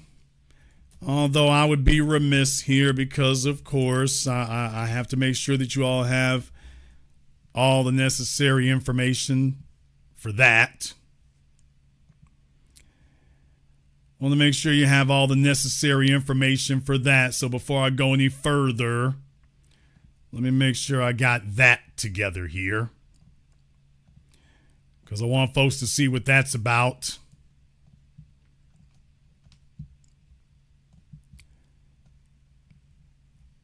The person who wrote this article is Kay French for the Atlanta Journal-Constitution. So glad to have that here and to make your acquaintance, Miss French. So you can take a look on your screens there, and I will let the rest speak for itself. So, yeah, there's that. Yeah, there's that. At least they started off pretty good in that regard. Although there's more. There is more for it there. So what I want to do is go down in the article here a little bit. The ethnic black Americans or foundational black Americans are the first birthright citizens in the history of America and one of the oldest ethnic groups in the country. All right. Why do I have the sneaking suspicion that she is actually several shades darker than this and is using a lightning filter? Why do I have the sneaking suspicion that that's what's going on here, is lightening themselves? So, all right. The ethnic black American and or the American Indian. Now, this right here gives very strong pronouns. Do you see how many different ways this person is trying to incorporate every damn thing? American descendants of chattel slavery, when that one show up here. Ethnic black Americans, okay. Foundational, all right. American Indian, wait a minute, ma'am. She's doing the LGBT thing. LGBTQIA plus minus divide. She's doing that. This is what I'm saying. They're bringing their LGBTQ mentality into our sphere to dilute things, because that's what they do over there, is leverage identity to get preferential treatment or get some goodies from somebody. So, yeah. Yeah. The foundational black American has fought in every American conflict, from the first life sacrificed by Christmas addicts in the Revolutionary War to the Civil War and the 1.2 million black soldiers who turned the tide of World War II. Yeah. So the Atlanta Journal-Constitution is trying to talk about that, although let's see how far that goes. Yet with all of our advancements, Okay, ma'am, you throw out a lot of names up there. I'm trying to figure out who our is.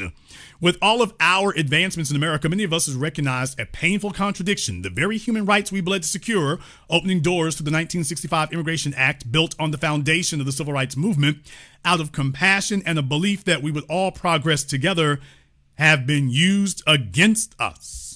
Damn! Oh, this must be very painful for the Atlanta Journal-Constitution to have to admit after all these years. This must be very painful for them to have to concede.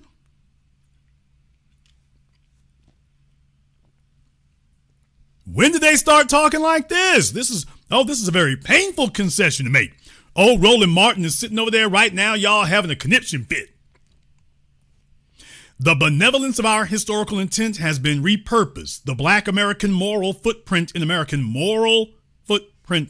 that sounds familiar, was never intended for our community to be used as expendable pawns in a proxy war between political parties. The hard-earned resources we fought to access, to the extent we got any resources, and willingly shared are the very ones from which we are promptly removed. All right, so far so good there. We fight for scholarships for all just to be cut out of them. We march to secure jobs for all demographics just to be removed from them. We fight for people of color, women, and immigrants of all nations to be represented just for our own representation to be erased by the very people we fought for. Okay. So you're telling me that all the Zaddy chasing and all the Becky chasing and all the LGBT chasing and all the silliness and coonery and buffoonery wasn't worth anything. All right. So it has become a source of national shock to witness ethnic black Americans. She's offending me with that. Where the hell that ethnic black Americans? All right. Ethnic black Americans, so you say, declaring across social media that they will not serve as the moral compass for immigrant rights movements. For Republicans and Democrats alike, the expectation was always that the ethnic black American would fight for the oppressed. Ma'am, you are not going to rebrand this, so just give it up. But the shock itself proves the problem.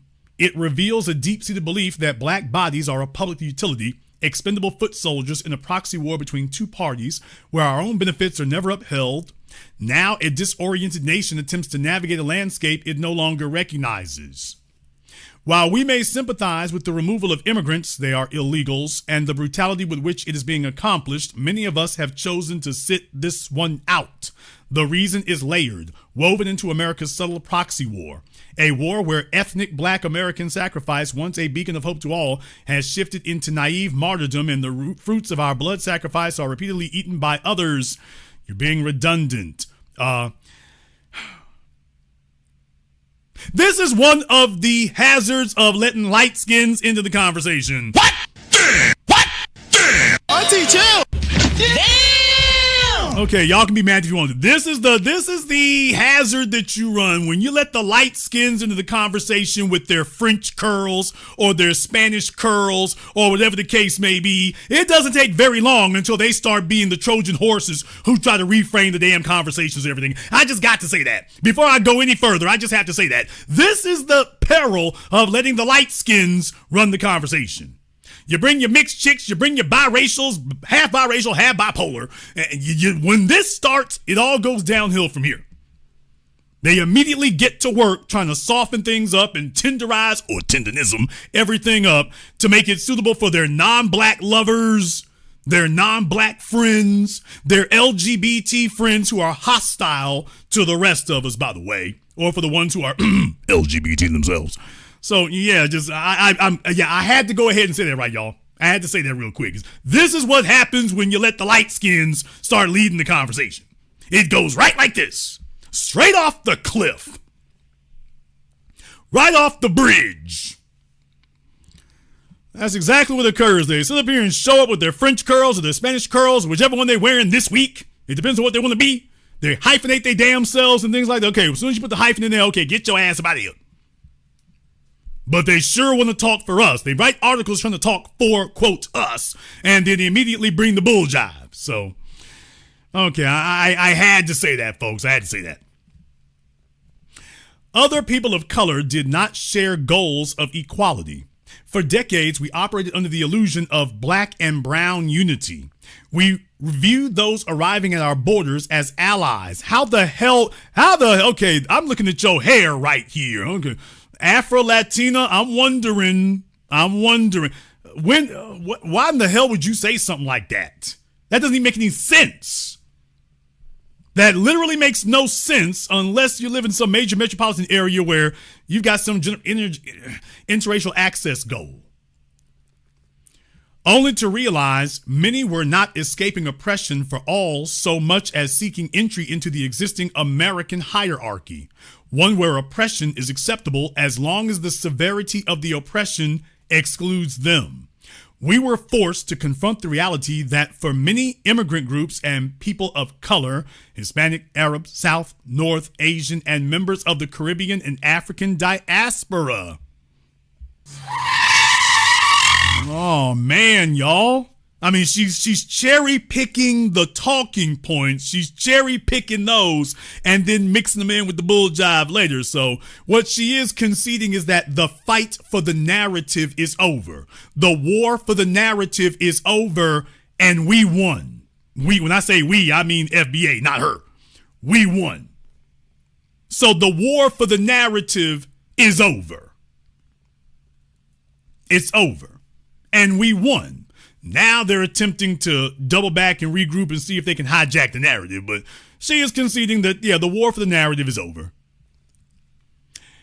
So Hispanic, Arab, South, North Asian, and members of the Caribbean and African diaspora, American assimilation often requires the adoption of anti-ethnic black Americanness. Ma'am, that hits a lot harder if you just say anti-FBA, Freedmen. That's all you have to really say right there. Ethnic black Americanness. These are ethnic blacks. These are ethnics. All this stuff, she said, this is all ethnic. Any of these are an ethnic, an ethnicity. Any of these are. And as non-immigrants, we never understood that to chase the American dream meant to distance oneself and even denounce those who fight for this dream to include all people. When our community voiced these concerns, we were told the ethnic erasure was our ethical failings. We were told simply to work harder. Damn! Oh, man. As though enslavement for centuries wasn't enough. Other groups were more educated, or we were labeled lazy or criminals by the very groups we shared limited resources with. These disingenuous narratives were abhorrently false and rooted in a desire for immigrants to progress over us and vie for white adjacency. While we were asked to protest ICE, nearly 30% of its agents and half of the Border Patrol are Latino, a shift reflected in their voting support for Donald Trump. We have watched people of color who climbed the ladder we built become architects of our erasure, dismantling affirmative action, speaking against our specific reparations, and, as revealed in the 2022 Los Angeles City Council audio, using white supremacist talking points to neutralize black political power. The big tent is a failure. We are in the FAFO era. Political parties have treated the ethnic black American loyalty, this woman here, as a subsidy for everyone else's agenda. Okay? Our kindness mistaken for weakness. Our compassion used for proxy wars that benefited everyone except us. We are now in the FAFO era. We have forcibly pushed America into a better moral nation over 5 centuries. However, we never intended that moral inclusion to exclude our specific agenda as an ethnic group. We understood our natural power to move the American needle. We simply chose to share it out of compassion, not out of foolish martyrdom. Until more Americans, old and new, begin to understand our historical American significance in their group's advancement. Now, other thing here, why is she putting the F as a small f? Oh, please. Hey, look here, little Miss French, Spanish, curl, whatever it is. Meghan Markle wannabe? Because I'm like, I know this. I know you are darker skinned than this, and you're using a filter to lighten yourself up with. So whether it's cake soap or cake mix, I don't know which one you using. But hey, heifer, I just now know you keep putting that foundational. I thought, is that a typo? Oh, this ain't a damn typo. So she puts black and American in caps, but puts foundational as small. Oh, I got to see the paperwork. Y'all, I got to see the paperwork now. Nigga, please. Okay, she talking about our and us and we and you moving funny style like a mug. And I got to see we got to check the paperwork. Now I got to check the paperwork. Is there an abuela? Bisabuela? I'm trying to figure out where we at. I need to figure out where we at on this one, because it's like, okay, this looks familiar as hell right here. I'm picking up black when convenient vibes. I'm picking that up. She's definitely hostile as hell, so she's certainly on the Angela Rye, speaking of light-skinned hoes, Angela Rye, Jamel Hill thing, so she's definitely on that. Did he call us hoes? I sure did. And deal with it, nigga. By the way, did he call us hoes? I sure did. No disrespect. All right. Until more Americans old and new begin to understand that, forget about it. Y'all got the point. Okay, so this is what's going on over here, folks. So the Atlanta Journal-Constitution has begrudgingly as hell. As you can see, they are begrudgingly as hell conceding the point. They didn't want to do it. They don't want to do it right now. They are begrudgingly doing it, but they're doing it. So, yeah. Yeah, there's that. At least there's that. All right, let me go ahead and jump over here on... Okay, I was going to jump over here on Zoom right quick. There was somebody there, but that's perfectly fine by me. So, folks, if you were questioning whether or not we moved the needle, forget moving the damn needle. We have reframed the national conversation. It is officially in the mainstream, people. It is officially in the mainstream. The folks who are telling it, don't nobody know what it is. Oh, y'all ain't talking about nothing. Nobody's going for that. You're not going to be able to get folks to identify that. Okay, well, there you go. There you go. And there it is. Yes, a whole bunch of folk getting some act right now, and as you can see, they are trying to step in early to reframe it and change the narrative, and they're showing their hostility. They're showing that they're hostile to this, and they want to LGBTQ us and sit up here and split it up, and so there can be a million different definitions of it. See, this is the warning I gave here. You are going to have to defend this. It's not self-defending. I'm letting you all know right now that it's obvious the strategy that they're going to use is not so much to claim that they could smuggle themselves in, but they're now going to try to use a strategy that they're going to say that there are subgroups. Why, this is just one part of an ethnicity of foundational folk. You're not foundational. You're part of an ethnic black lineage, of which the so-called foundationals are just one.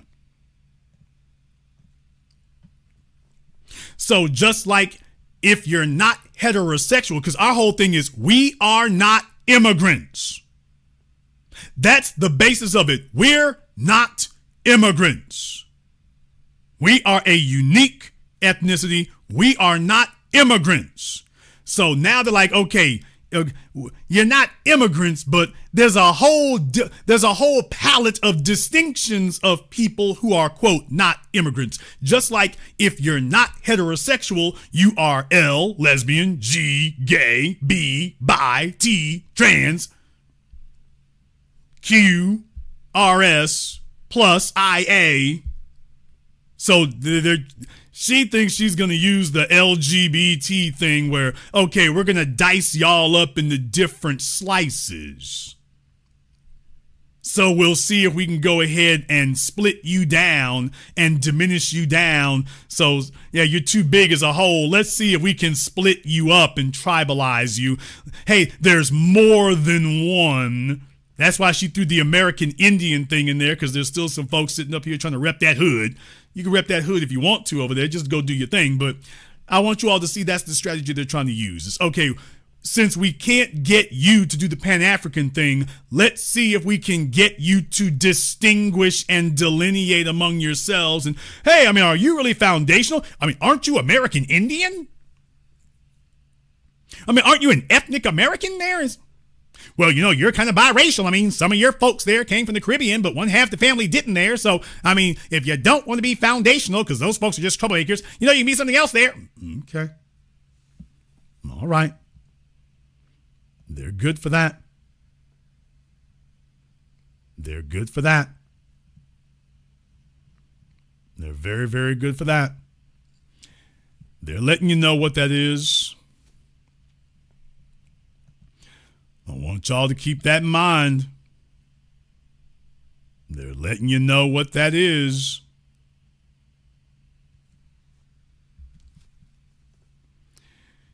So just be aware of what's happening there. Be aware of what's happening there. I'm letting y'all know that. That's what's coming up here now. That's what's coming up here now. Man. All right. Let me go ahead and see if we can get back over here on Zoom. I think we got Dab over here on Zoom. All right, Dab, what's on your mind?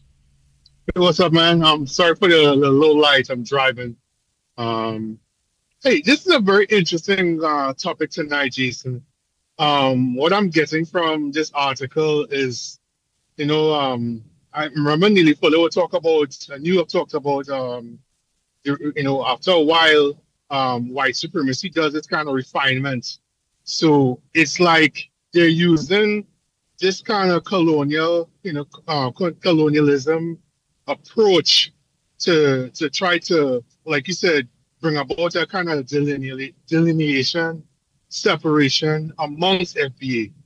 For example, in the Caribbean, you would have Dutch Caribbean, English Caribbean, Spanish Caribbean, you know, that kind of verbiage being thrown around. In Trinidad, you would have Indo-Trinidadian, Afro-Trinidadian, you know, that kind of, you know, separation. So I think that's what, you know, that's what they're attempting to do right now with FBA, because you all are 10 toes down with, you know, like the delineation movement, which I fully support. My wife is FBA. I think that's the best thing that y'all could have ever done. And I still don't understand why non-FBAs get mad about it when clearly, you know, non-FBAs delineated for years. So that's what I see is taking place. It's a kind of colonial approach, kind of refinement to white supremacy by trying to bring about this separation within. Yeah, I mean, look, but they're doing it. They're trying it because in the past it's worked. I mean, this isn't a new strategy. It's not like it's 2026. Hey, you know, let's see if we can split them up. No, this is what they've been doing. So this is a strategy that has shown to be effective in the past. So we won't have to reinvent the wheel. Just drag out that old sawbone and see if it works this time. Now, if it doesn't work, they're officially out of ideas. If it doesn't work, they're officially dry. That's because the playbook only has one play in it. Well, that or buy you off. But those are the only two plays in the playbook. So they're doing it because historically it's worked. Completely agree with you on that. It worked on the ethnic of America. That's such a foolish term. But I mean, it works today. Not only that, not only does it work historically, it works today. For example, like over there in Jamaica, you talk about the coolies. Take a look at Kamala Harris. Mm-hmm. I mean, you take a look at that right there. It works today. She can talk about Jamaican all she damn well wants to. Hello, Doug. What? You know, so she can say that all she damn well wants to, but you know what? Let me stop right there because Kamala Harris got it naturally. I can't listen to her father give any criticisms of her. I can't listen to you, dude. I'm like, take a look at the woman you chose to be her mother. So this, Right. she got it honestly. She got it from a daddy. The daddy was like, man, damn all this. He grabbed him an Indian chick, and that was the last time you seen that. So okay, he cannot criticize his daughter, and he is completely oblivious to the damn life he's led. So I can't listen to him say anything negative about her, because I'm like, dude, total lack of self-awareness. I'll let you have the last word. Yeah, and as he talk about total lack of self-awareness, I just had to chuckle when you said this author seems to be using some kind of a either a filter or skin lightener. I am pretty sure it's cake soup, and that's what as you talk about is lack of self-awareness. Them Yardies good for that right there. B1, Jason. Thank you very much for getting this call tonight. Drive safely out there. Yeah, man. Like I say, they use it because it works. They use it because it works, man. It's been working forever here. So, of course, you're going to go straight to that. It works. Or at least historically it has. But just letting you know, if it doesn't work, and every once in a while something they tried doesn't pan out, if that doesn't work, they're officially out of ideas. There's not going to be anything really after that except, okay, see if you can buy some folk off, see if you can buy off the figurehead, see if you can buy some underlings and elevate them. Can you find a better spokesperson who can take it over from the bottom? Let's pay them off. So then it becomes that. But, oh, yeah, let's see if we can start dividing it and differentiate it and split it up.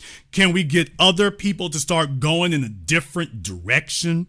Let me explain something to y'all right here about this. You see, the issue in politics is that a lot of folk are only really in disagreement because they, quote unquote, don't get to run it. So that's what ends up happening with them. Their beef is not that the movement or the organization isn't moving in the right direction. Their beef is that they don't get to run it. So it becomes very easy to get them to become splinter groups because they have very small, very petty grievances, very petty differences. And that becomes something that, but their real issue is they don't get to run it. So what's happening with the political parties, for example, I mean, if you only have a few issues with the Democrat Party, there's no reason for you to sit up here and talk about, oh, let's start a third party. If you got marginal issues, if you have major structural problems and that's just it, well, now making something new is practical. Other than that, your best effort is to get behind the group that if they're delivering 80% or 90% of what it is you're pushing for, your job is to join with them. That's where your effort is best spent, is joining there. But the idea that if I don't own it, is I'm messy about that, and they look to go see if they can find you. Why do you think you got so many house churches in Black America? What? Why do y'all think you got so many house churches in Black America? Why do you think that is? Why do you think you have so many black so-called Instagram models making peanuts and pennies? White folk put together a modeling agency. Why do you think that is?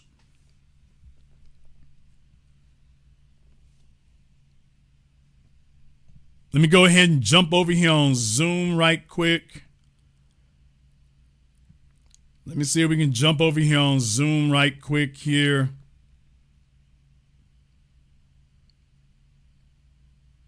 Okay, we got one brother up here on Zoom. One brother, did you call in last night? No, sir, I didn't. Okay, for some reason that feels familiar. All right, what's on your mind? Yes, sir. B1 and good evening, sir. Thank you very much for the topic tonight. You gave us a message over a decade ago with our elder, Dr. Claude Anderson. Several and significant messages, but one of them being the value of being able to own, control, and pass down our assets. And you also discussed integration and segregation versus aggregation. So my question tonight was, is aggregation still the best current way to articulate our goals, or could you expand on that? Okay, understand something here. You have strategies. No strategy is one size fits all. There's no playbook that works. Use this in every single circumstance. So you have tactics and you have strategies. Sometimes you can get things done together as a small group. As a matter of fact, that's what everything begins as. Everything that is great and viable began as a small group. It doesn't begin, it becomes bigger later, but it doesn't start that way. So you, at its core, ideally you'd like to have a small group of people because that's the best way to make sure everybody's on the same page. That small nucleus doesn't require much oversight. It doesn't require a whole lot of effort to determine that everybody's working the same, got the same. Verification of abilities is a lot easier. So you don't want to start with a big tent. You need to start with discipline. Discipline is difficult to do in a large group, much easier to do with a small group. Once you have discipline in place, now you can start scaling. But if you don't get a good integral solid discipline to start with, I don't think you go anywhere. What black folk tend to do is say, okay, can we all agree white supremacy got it? All right, let's get as many black folk together as we can. Wait a minute, where's the discipline? Because you're going to have a large group of undisciplined people because you never did get them to solidly define what is white supremacy and why are we against it. I've said this for decades, if you have 40 million black people and 40 million different definitions of everything you all are going to say, that's worthless. So the whole point of our last 2-decade journey was to get a critical mass of people on the same page. That's what it means to be on code. They know why they're here. They know what they're for. They know what they're against. They don't have their own personal pet definition. They've got the group's definition. That is on code. When you show up in a white neighborhood, when we say they get on code, they have a group definition of what they think about you being there. They don't have 50 or 60 different divergent definitions. They got one. You the problem. And so they know how to respond as a group. No wonder they can overwhelm you because it's not just one person. So that's where the numbers become viable and valuable. Understand it in that context. Numbers are worthless without discipline. If you got discipline, now the numbers become powerful because all you've really done is take that discipline and supercharge it. We've made the discipline much bigger. Having a small group of undisciplined people is just as useless as having a giant group. So start with your discipline first. Don't worry about large numbers, get large discipline. From there, now you scale it. And now we have large discipline. Now you have a group of large disciplined people who can go up against this other group of large disciplined people over there. Not to delve, go off topic or go too much to last night's topic, but there does seem to be a similarity. Why would a Jasmine Crockett not understand that that concept basically? That she represents the other part of the equation. Remember I told you that if you can't split them up, buy them off. So that's where Jasmine comes in. She's one of the bought off. She's been bought off and paid off. And I've told you all for years, they have a segment of them. These people didn't come from nowhere. The Simone Sanders and whatnot, they've been watching them since high school. The Barack Obamas, they've been watching him since elementary school. So you are not an unknown quantity to them. They chose you because they got your file going all the way back. They have you in middle school. You're the only black cheerleader among the white girls. You're the only black person on the debate club. You're the only black person in this club at Harvard. They go back as far as they can to make sure, is this something are you putting on a game for us, or is this the way you've been living? So they go back to the files to check and make sure, okay, you've been doing this since you were a kid. Okay, well, you couldn't have been doing this for the political party back then because there was no political party for you to do it for. So, you was doing that back then. So the odds are better that you're going to keep doing that. So they don't choose these people by accident. To get into broadcast media, they don't choose you by accident. They know who you are. They know where you at. They know all the white men who slept with you. Damn! Oh, I ain't supposed to say that? Shout out Oprah.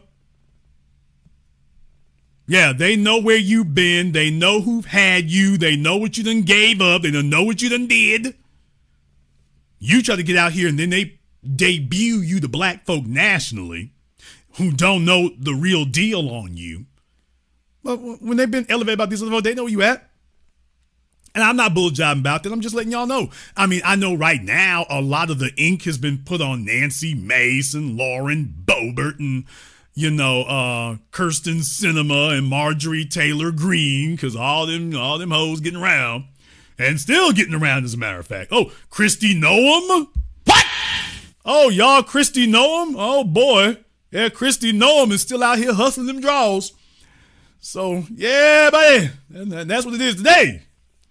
Yes, sir. But I'm just saying those are the ones that we talk about a lot, but yeah, Kamala Harris? Oh, hell.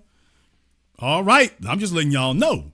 Hey, Jasmine, by the way, in Washington, you ain't very hard on the eyes. You're certainly not a size 16.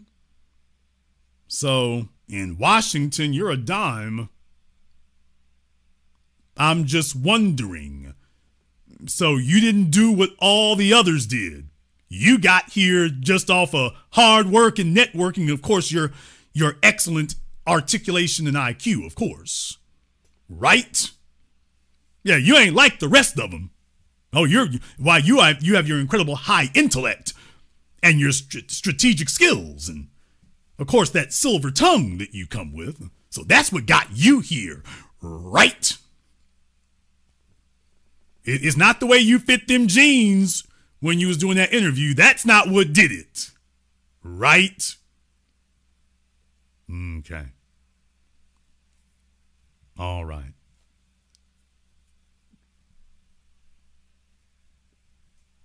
Well, I'll land with this, sir. As you said, the days of honoring the well-played employeeism are over.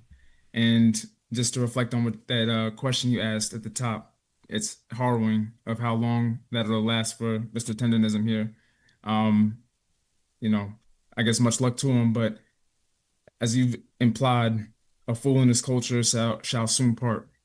Thank you very much again for the topic tonight, and be one. Be one, brother. Thank you very much for giving us a call tonight. All right. Let me go ahead and see if we can get Elliot up here on Zoom right quick. All right, where is Elliot here? There you go. All right, Elliot, what's on your mind? What up? What's going on? Hey, I love this broadcast. I want to go back to talking about the tendenism and the trademarks and stuff. I've been talking about trademarks and copyrights and other things of those natures for 15 years. I've personally done it. My trademark went through in 6 months, which was crazy quick. Now trademarks are going through on a minimum of 18 months. That's how people have caught up to understanding how to own your thoughts and ideas. And I'm kind of worried about our brother, because you know how we are, man. As Black people, we start off real good, we make a big splash, but sustaining it is what I'm concerned about. And I'm concerned about his age. Can he keep up with that hustle? I think it's far better, far more advantageous for him to license tendenism under products, plates, cookware, and then he can license that stuff out. He can get a deal with a company that manufactures grills, and it'd be much more sustainable to keep it going. He can make his money off that way. But cooking, catering, getting food, he's old school. He can't sustain that. Well, I mean, I'm not sure about that part necessarily. However, I do understand your concern. And that was the whole reason why this became an issue. Everyone was not looking at Destination Smokehouse. They were looking at the fact that this became a very catchy online marketing campaign. Mm-hmm. That's what everybody was looking at. So everyone's already looking beyond that. That's the whole crux of it, is that, hey, that tendenism thing, that's got nothing to do with barbecue. Right. That's got nothing to do with barbecue whatsoever. It's got something of intellectual value that stands on its own. So, I mean, if you want me to go there with it, I can go there with it. I'm just saying, dude, I can see some tendenism thongs. What? Damn! Y'all, what? Tendenism thongs are gonna hit at the strip club. I'm just saying, bro. In Atlanta, they get their BBLs and get your tendenism thong. If that's how it goes, roll with it, bro. Okay, now you're laughing. Wait a minute now. All of y'all are laughing because you're like, Jason is going off the damn deep end again, because sometimes Jason does that. People got to warn their kinfolks. Okay, this is Jason now, so most of the time he's straight, but sometimes he goes off deep end. But wait a minute, brother. Okay, It's funny right now. Let me just say 2 words to you, though. Whoa. Let me say 2 words to you. Okay. Victoria's Secret. Yep. Okay. Now you can, Linux Mall, you can wrap your head around that real quick now, can't you? Yeah. All of a sudden, the fun and games is over, and it's like, wait a minute now. That's the thing about it. Branding, it can end up in so many different things that you never thought of. You know, I was thinking about like, you know how Eddie Bauer does the cross branding with Lexus with the leather. I was thinking Tendernism could be like a cross branding thing with a grill, but what you got heavy rolls like that? We are in Atlanta. You know how they do. Yeah, brother. Like I said, I mean, there's a whole bunch of things. I mean, you got Fenty, damn me, with ain't got draws with half the damn thing missing because Rihanna doing what she do. But I'm just saying, when you think about that for a few moments there, I'm just saying that's one of the first things that would come to mind if you want to just completely break outside of that. So I'm just giving that to you all as a way you can wrap your minds around it. And here's my thing. What I just did, I'm not tooting my own horn, but, go ahead and play the song. What I'm saying is that, you laugh at first, which is how most great ideas happen. Yeah, at first you laugh. It's like, man, this is crazy. Yeah. Okay, but by the way, we just tapped into a feeling. Okay, this is nuts. This is crazy. You think those really sell? This idea is so crazy, it'll work. Jason, I have, like I said, I personally gotten into trademarking. I got an attorney, and it's not as expensive as people think. You filing the application is like $275 to file, and then it's like $275 per classification. Now your attorney's gonna get a little something off that, but it's not really, it's not really hard to do. But what I'm saying, I know what I've done. I when I got my trademark, I used e-commerce. And I was able to get into licensing with the university here in my city and do some cross branding. So it could take off really quick. I really want this thing to blow up, and he could sustain it from a copyright standpoint of approving licensing. That's sustainable. He can get a team that can help him, and he ain't got to run around the country, man. I think that what he's going to have to do, in my opinion, is he's going to have to establish himself as a food brand independently, because you can't now he can't trade on Destination Smokehouse anymore. That's what brought him out here. Right. You don't need them. It's like when Ice Cube left NWA. It's not good enough to just leave NWA. He couldn't have just one hit album. It couldn't just be America's Most Wanted. You're going to have a string of hits to show that, hey, you're the real deal and you're truly viable on your own. So he's going to have to make a name for himself independently. In my opinion, to validate that, it doesn't have to be a whole bunch of stuff, but he's going to have to make it on his own first. And then from there, I think you can get this engine spinning again. In my opinion. Now, I could be wrong. He might be able to just leapfrog it, but in my opinion, he really would have to establish that because how many people actually even went to Destination Smokehouse? How many people even really did that? So I just think you're going to have some groundwork for it, and that doesn't take a whole lot there. Just it would take for him to get serious about it and actually make a go of it and show that he can do his own excellent version of it on his own, and that the food is worth it. It's worth coming to pay for. It's worth going to go see. And I think from there, now you can start branching out. But it will certainly, I think, take other people. You're going to have to leave that up to other folk. I don't think he has, no disrespect, I don't think he has the ideas in his head. The capacity. Well, the ideas in his head. Yeah, you have to have a mind for marketing to other things. Because just like I just did. Okay, we went from barbecue to thongs. Either one could be viable, but do you really have the mind to sit up here and say, okay, let me make that viable? Maybe somebody else needs to take care of that. Because, Lamborghini makes cars, but they also make a bunch of other things, y'all. Skateboards, scooters. Yeah. You got luxury car brands that make colognes and things and coffee makers. Yeah, the world. Yeah, there's a bunch of other things. Somebody else can do that. So if they come to him with a good enough idea, I think that'd be good to roll with. Yeah, man. My dad, he was a marketing executive for one of his brothers back in the Prince day. So I kind of got some of the natural and kind of developed my own thing. But you'll be surprised at the people who are well known in Hollywood, who've been in Hollywood for years, who have a name, but they haven't developed the infrastructure around their branding. You'd be surprised. So it makes you think like, well, this guy really has a nice launching pad to develop something really nice, and I want to see him win. So yeah, but that's not the way most folk think. What ends up happening is, and I've dealt with this before, we talked to Virgil Roberts about that, is that they really just want to focus on their craft. So Michael Jordan wants to focus on basketball. Tendernism wants to focus on the barbecue pit. These other folk over here want to focus on, their tennis shoes or their woodworking. And they're like, hey, can you just leave me alone so I can focus all my energy on this and being the best I can be at this over here? And the intellectual property part of it kind of gets left on the table. So they become great artists and very poor people. Yeah. Ice Cube said that. He talked about, like you're saying, artists, they love the creative side, but when it comes to the business side, they be, I don't want to, they kind of let that be, They don't want to stretch their brains into that. Look, their brain starts overheating. They're like, hey, can you just leave me alone? Can I just focus on this? It's hard enough for me to focus on this over here. So can you just leave me alone? Have we made enough money for me to get back to the studio next week? We did? Okay, well, get off my back. Let me just focus on this. And then we wake up 30 years later when there's no longer enough money to get back to the studio. And then they're like, oh, damn, I should have focused on that. Well, it's too late now because moments come and moments go. Amen. Tendernism is a great thing. That's wonderful. We all remember it. But the truth is moments come and moments go. And you might not get this moment again.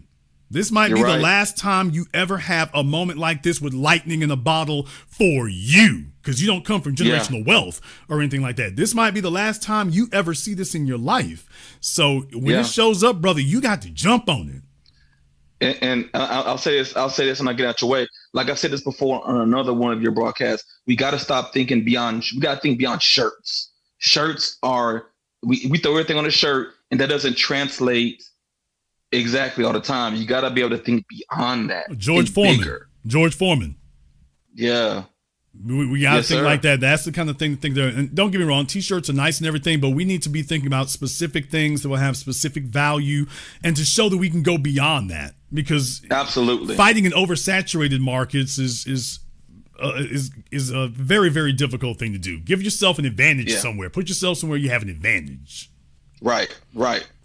Thank you very much for giving us a call tonight.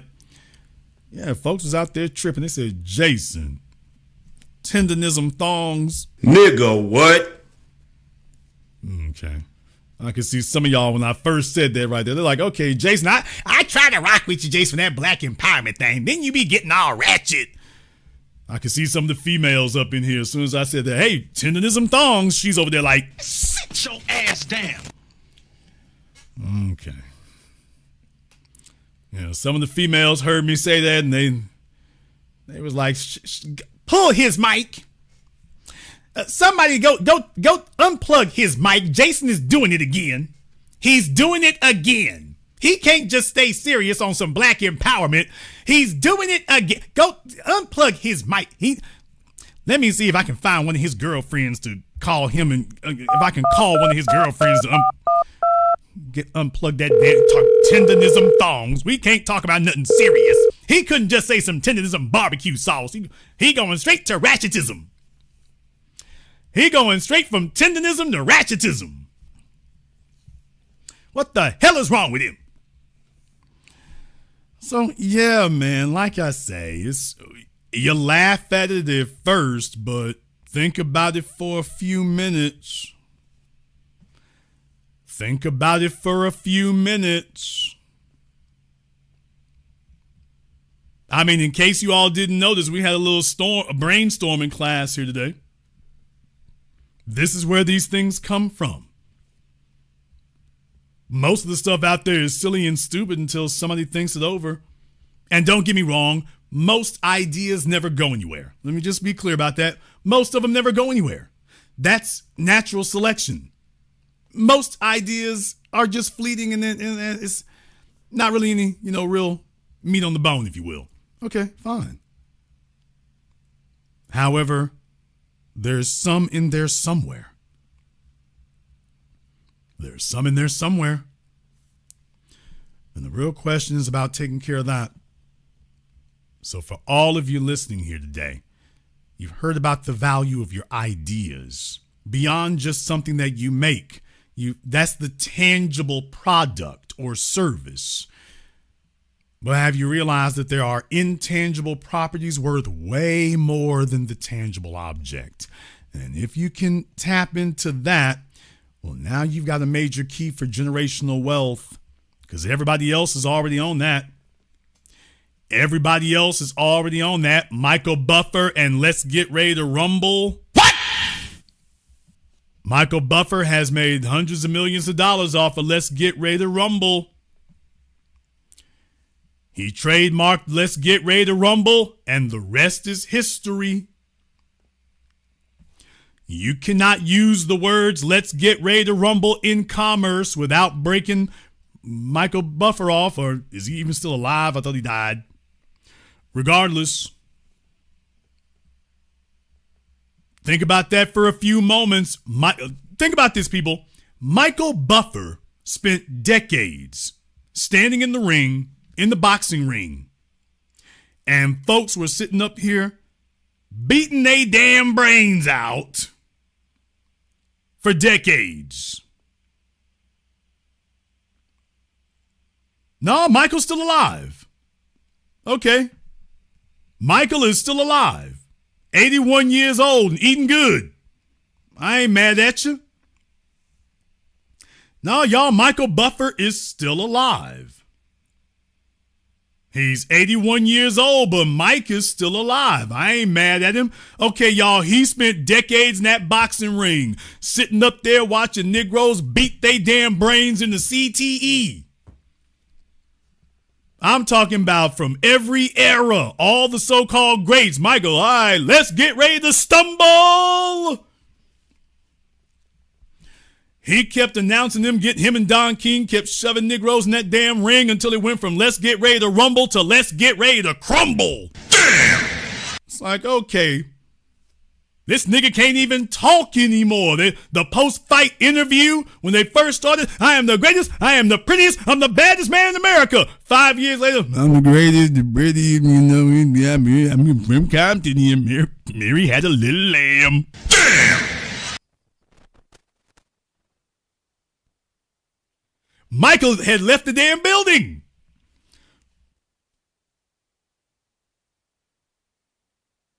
All he had to do was the announcing. Michael has left the damn building. Okay.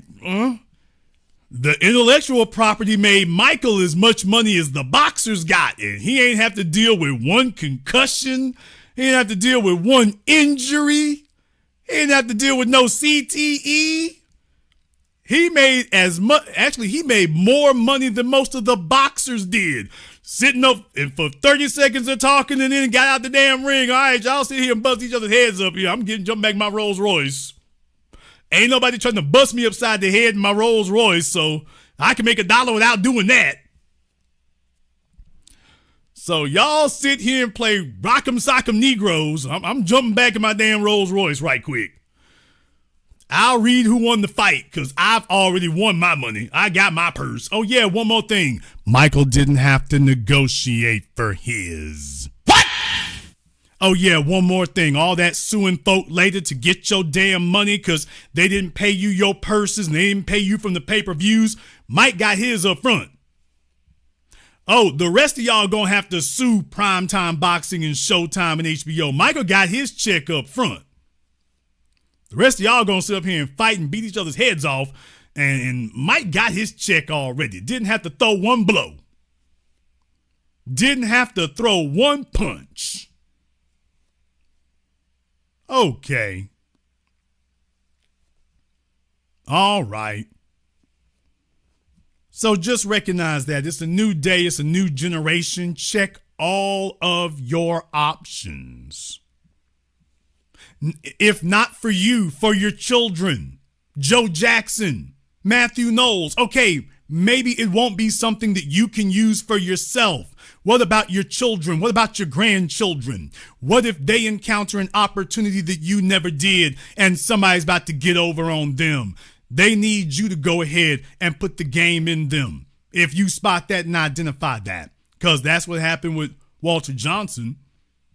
They say it was an attorney who had gotten that trademark because I knew it wasn't Destination Smokehouse who had it. I saw the trademark was already registered with somebody else.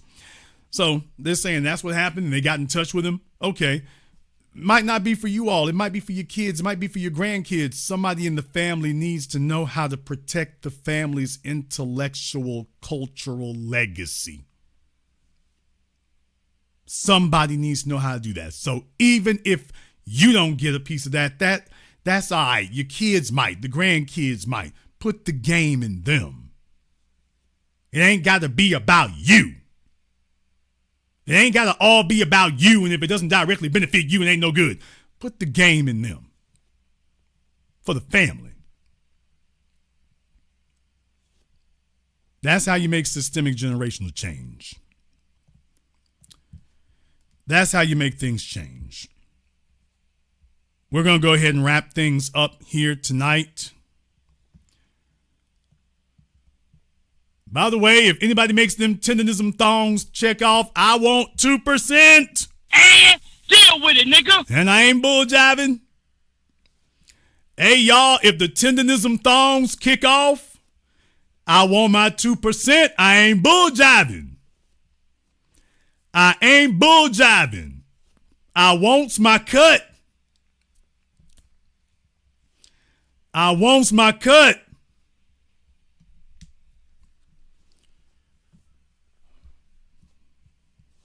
If I see tendernism in Victoria's Secret, the Pink Store, Amazon, if I see it, I want my cut.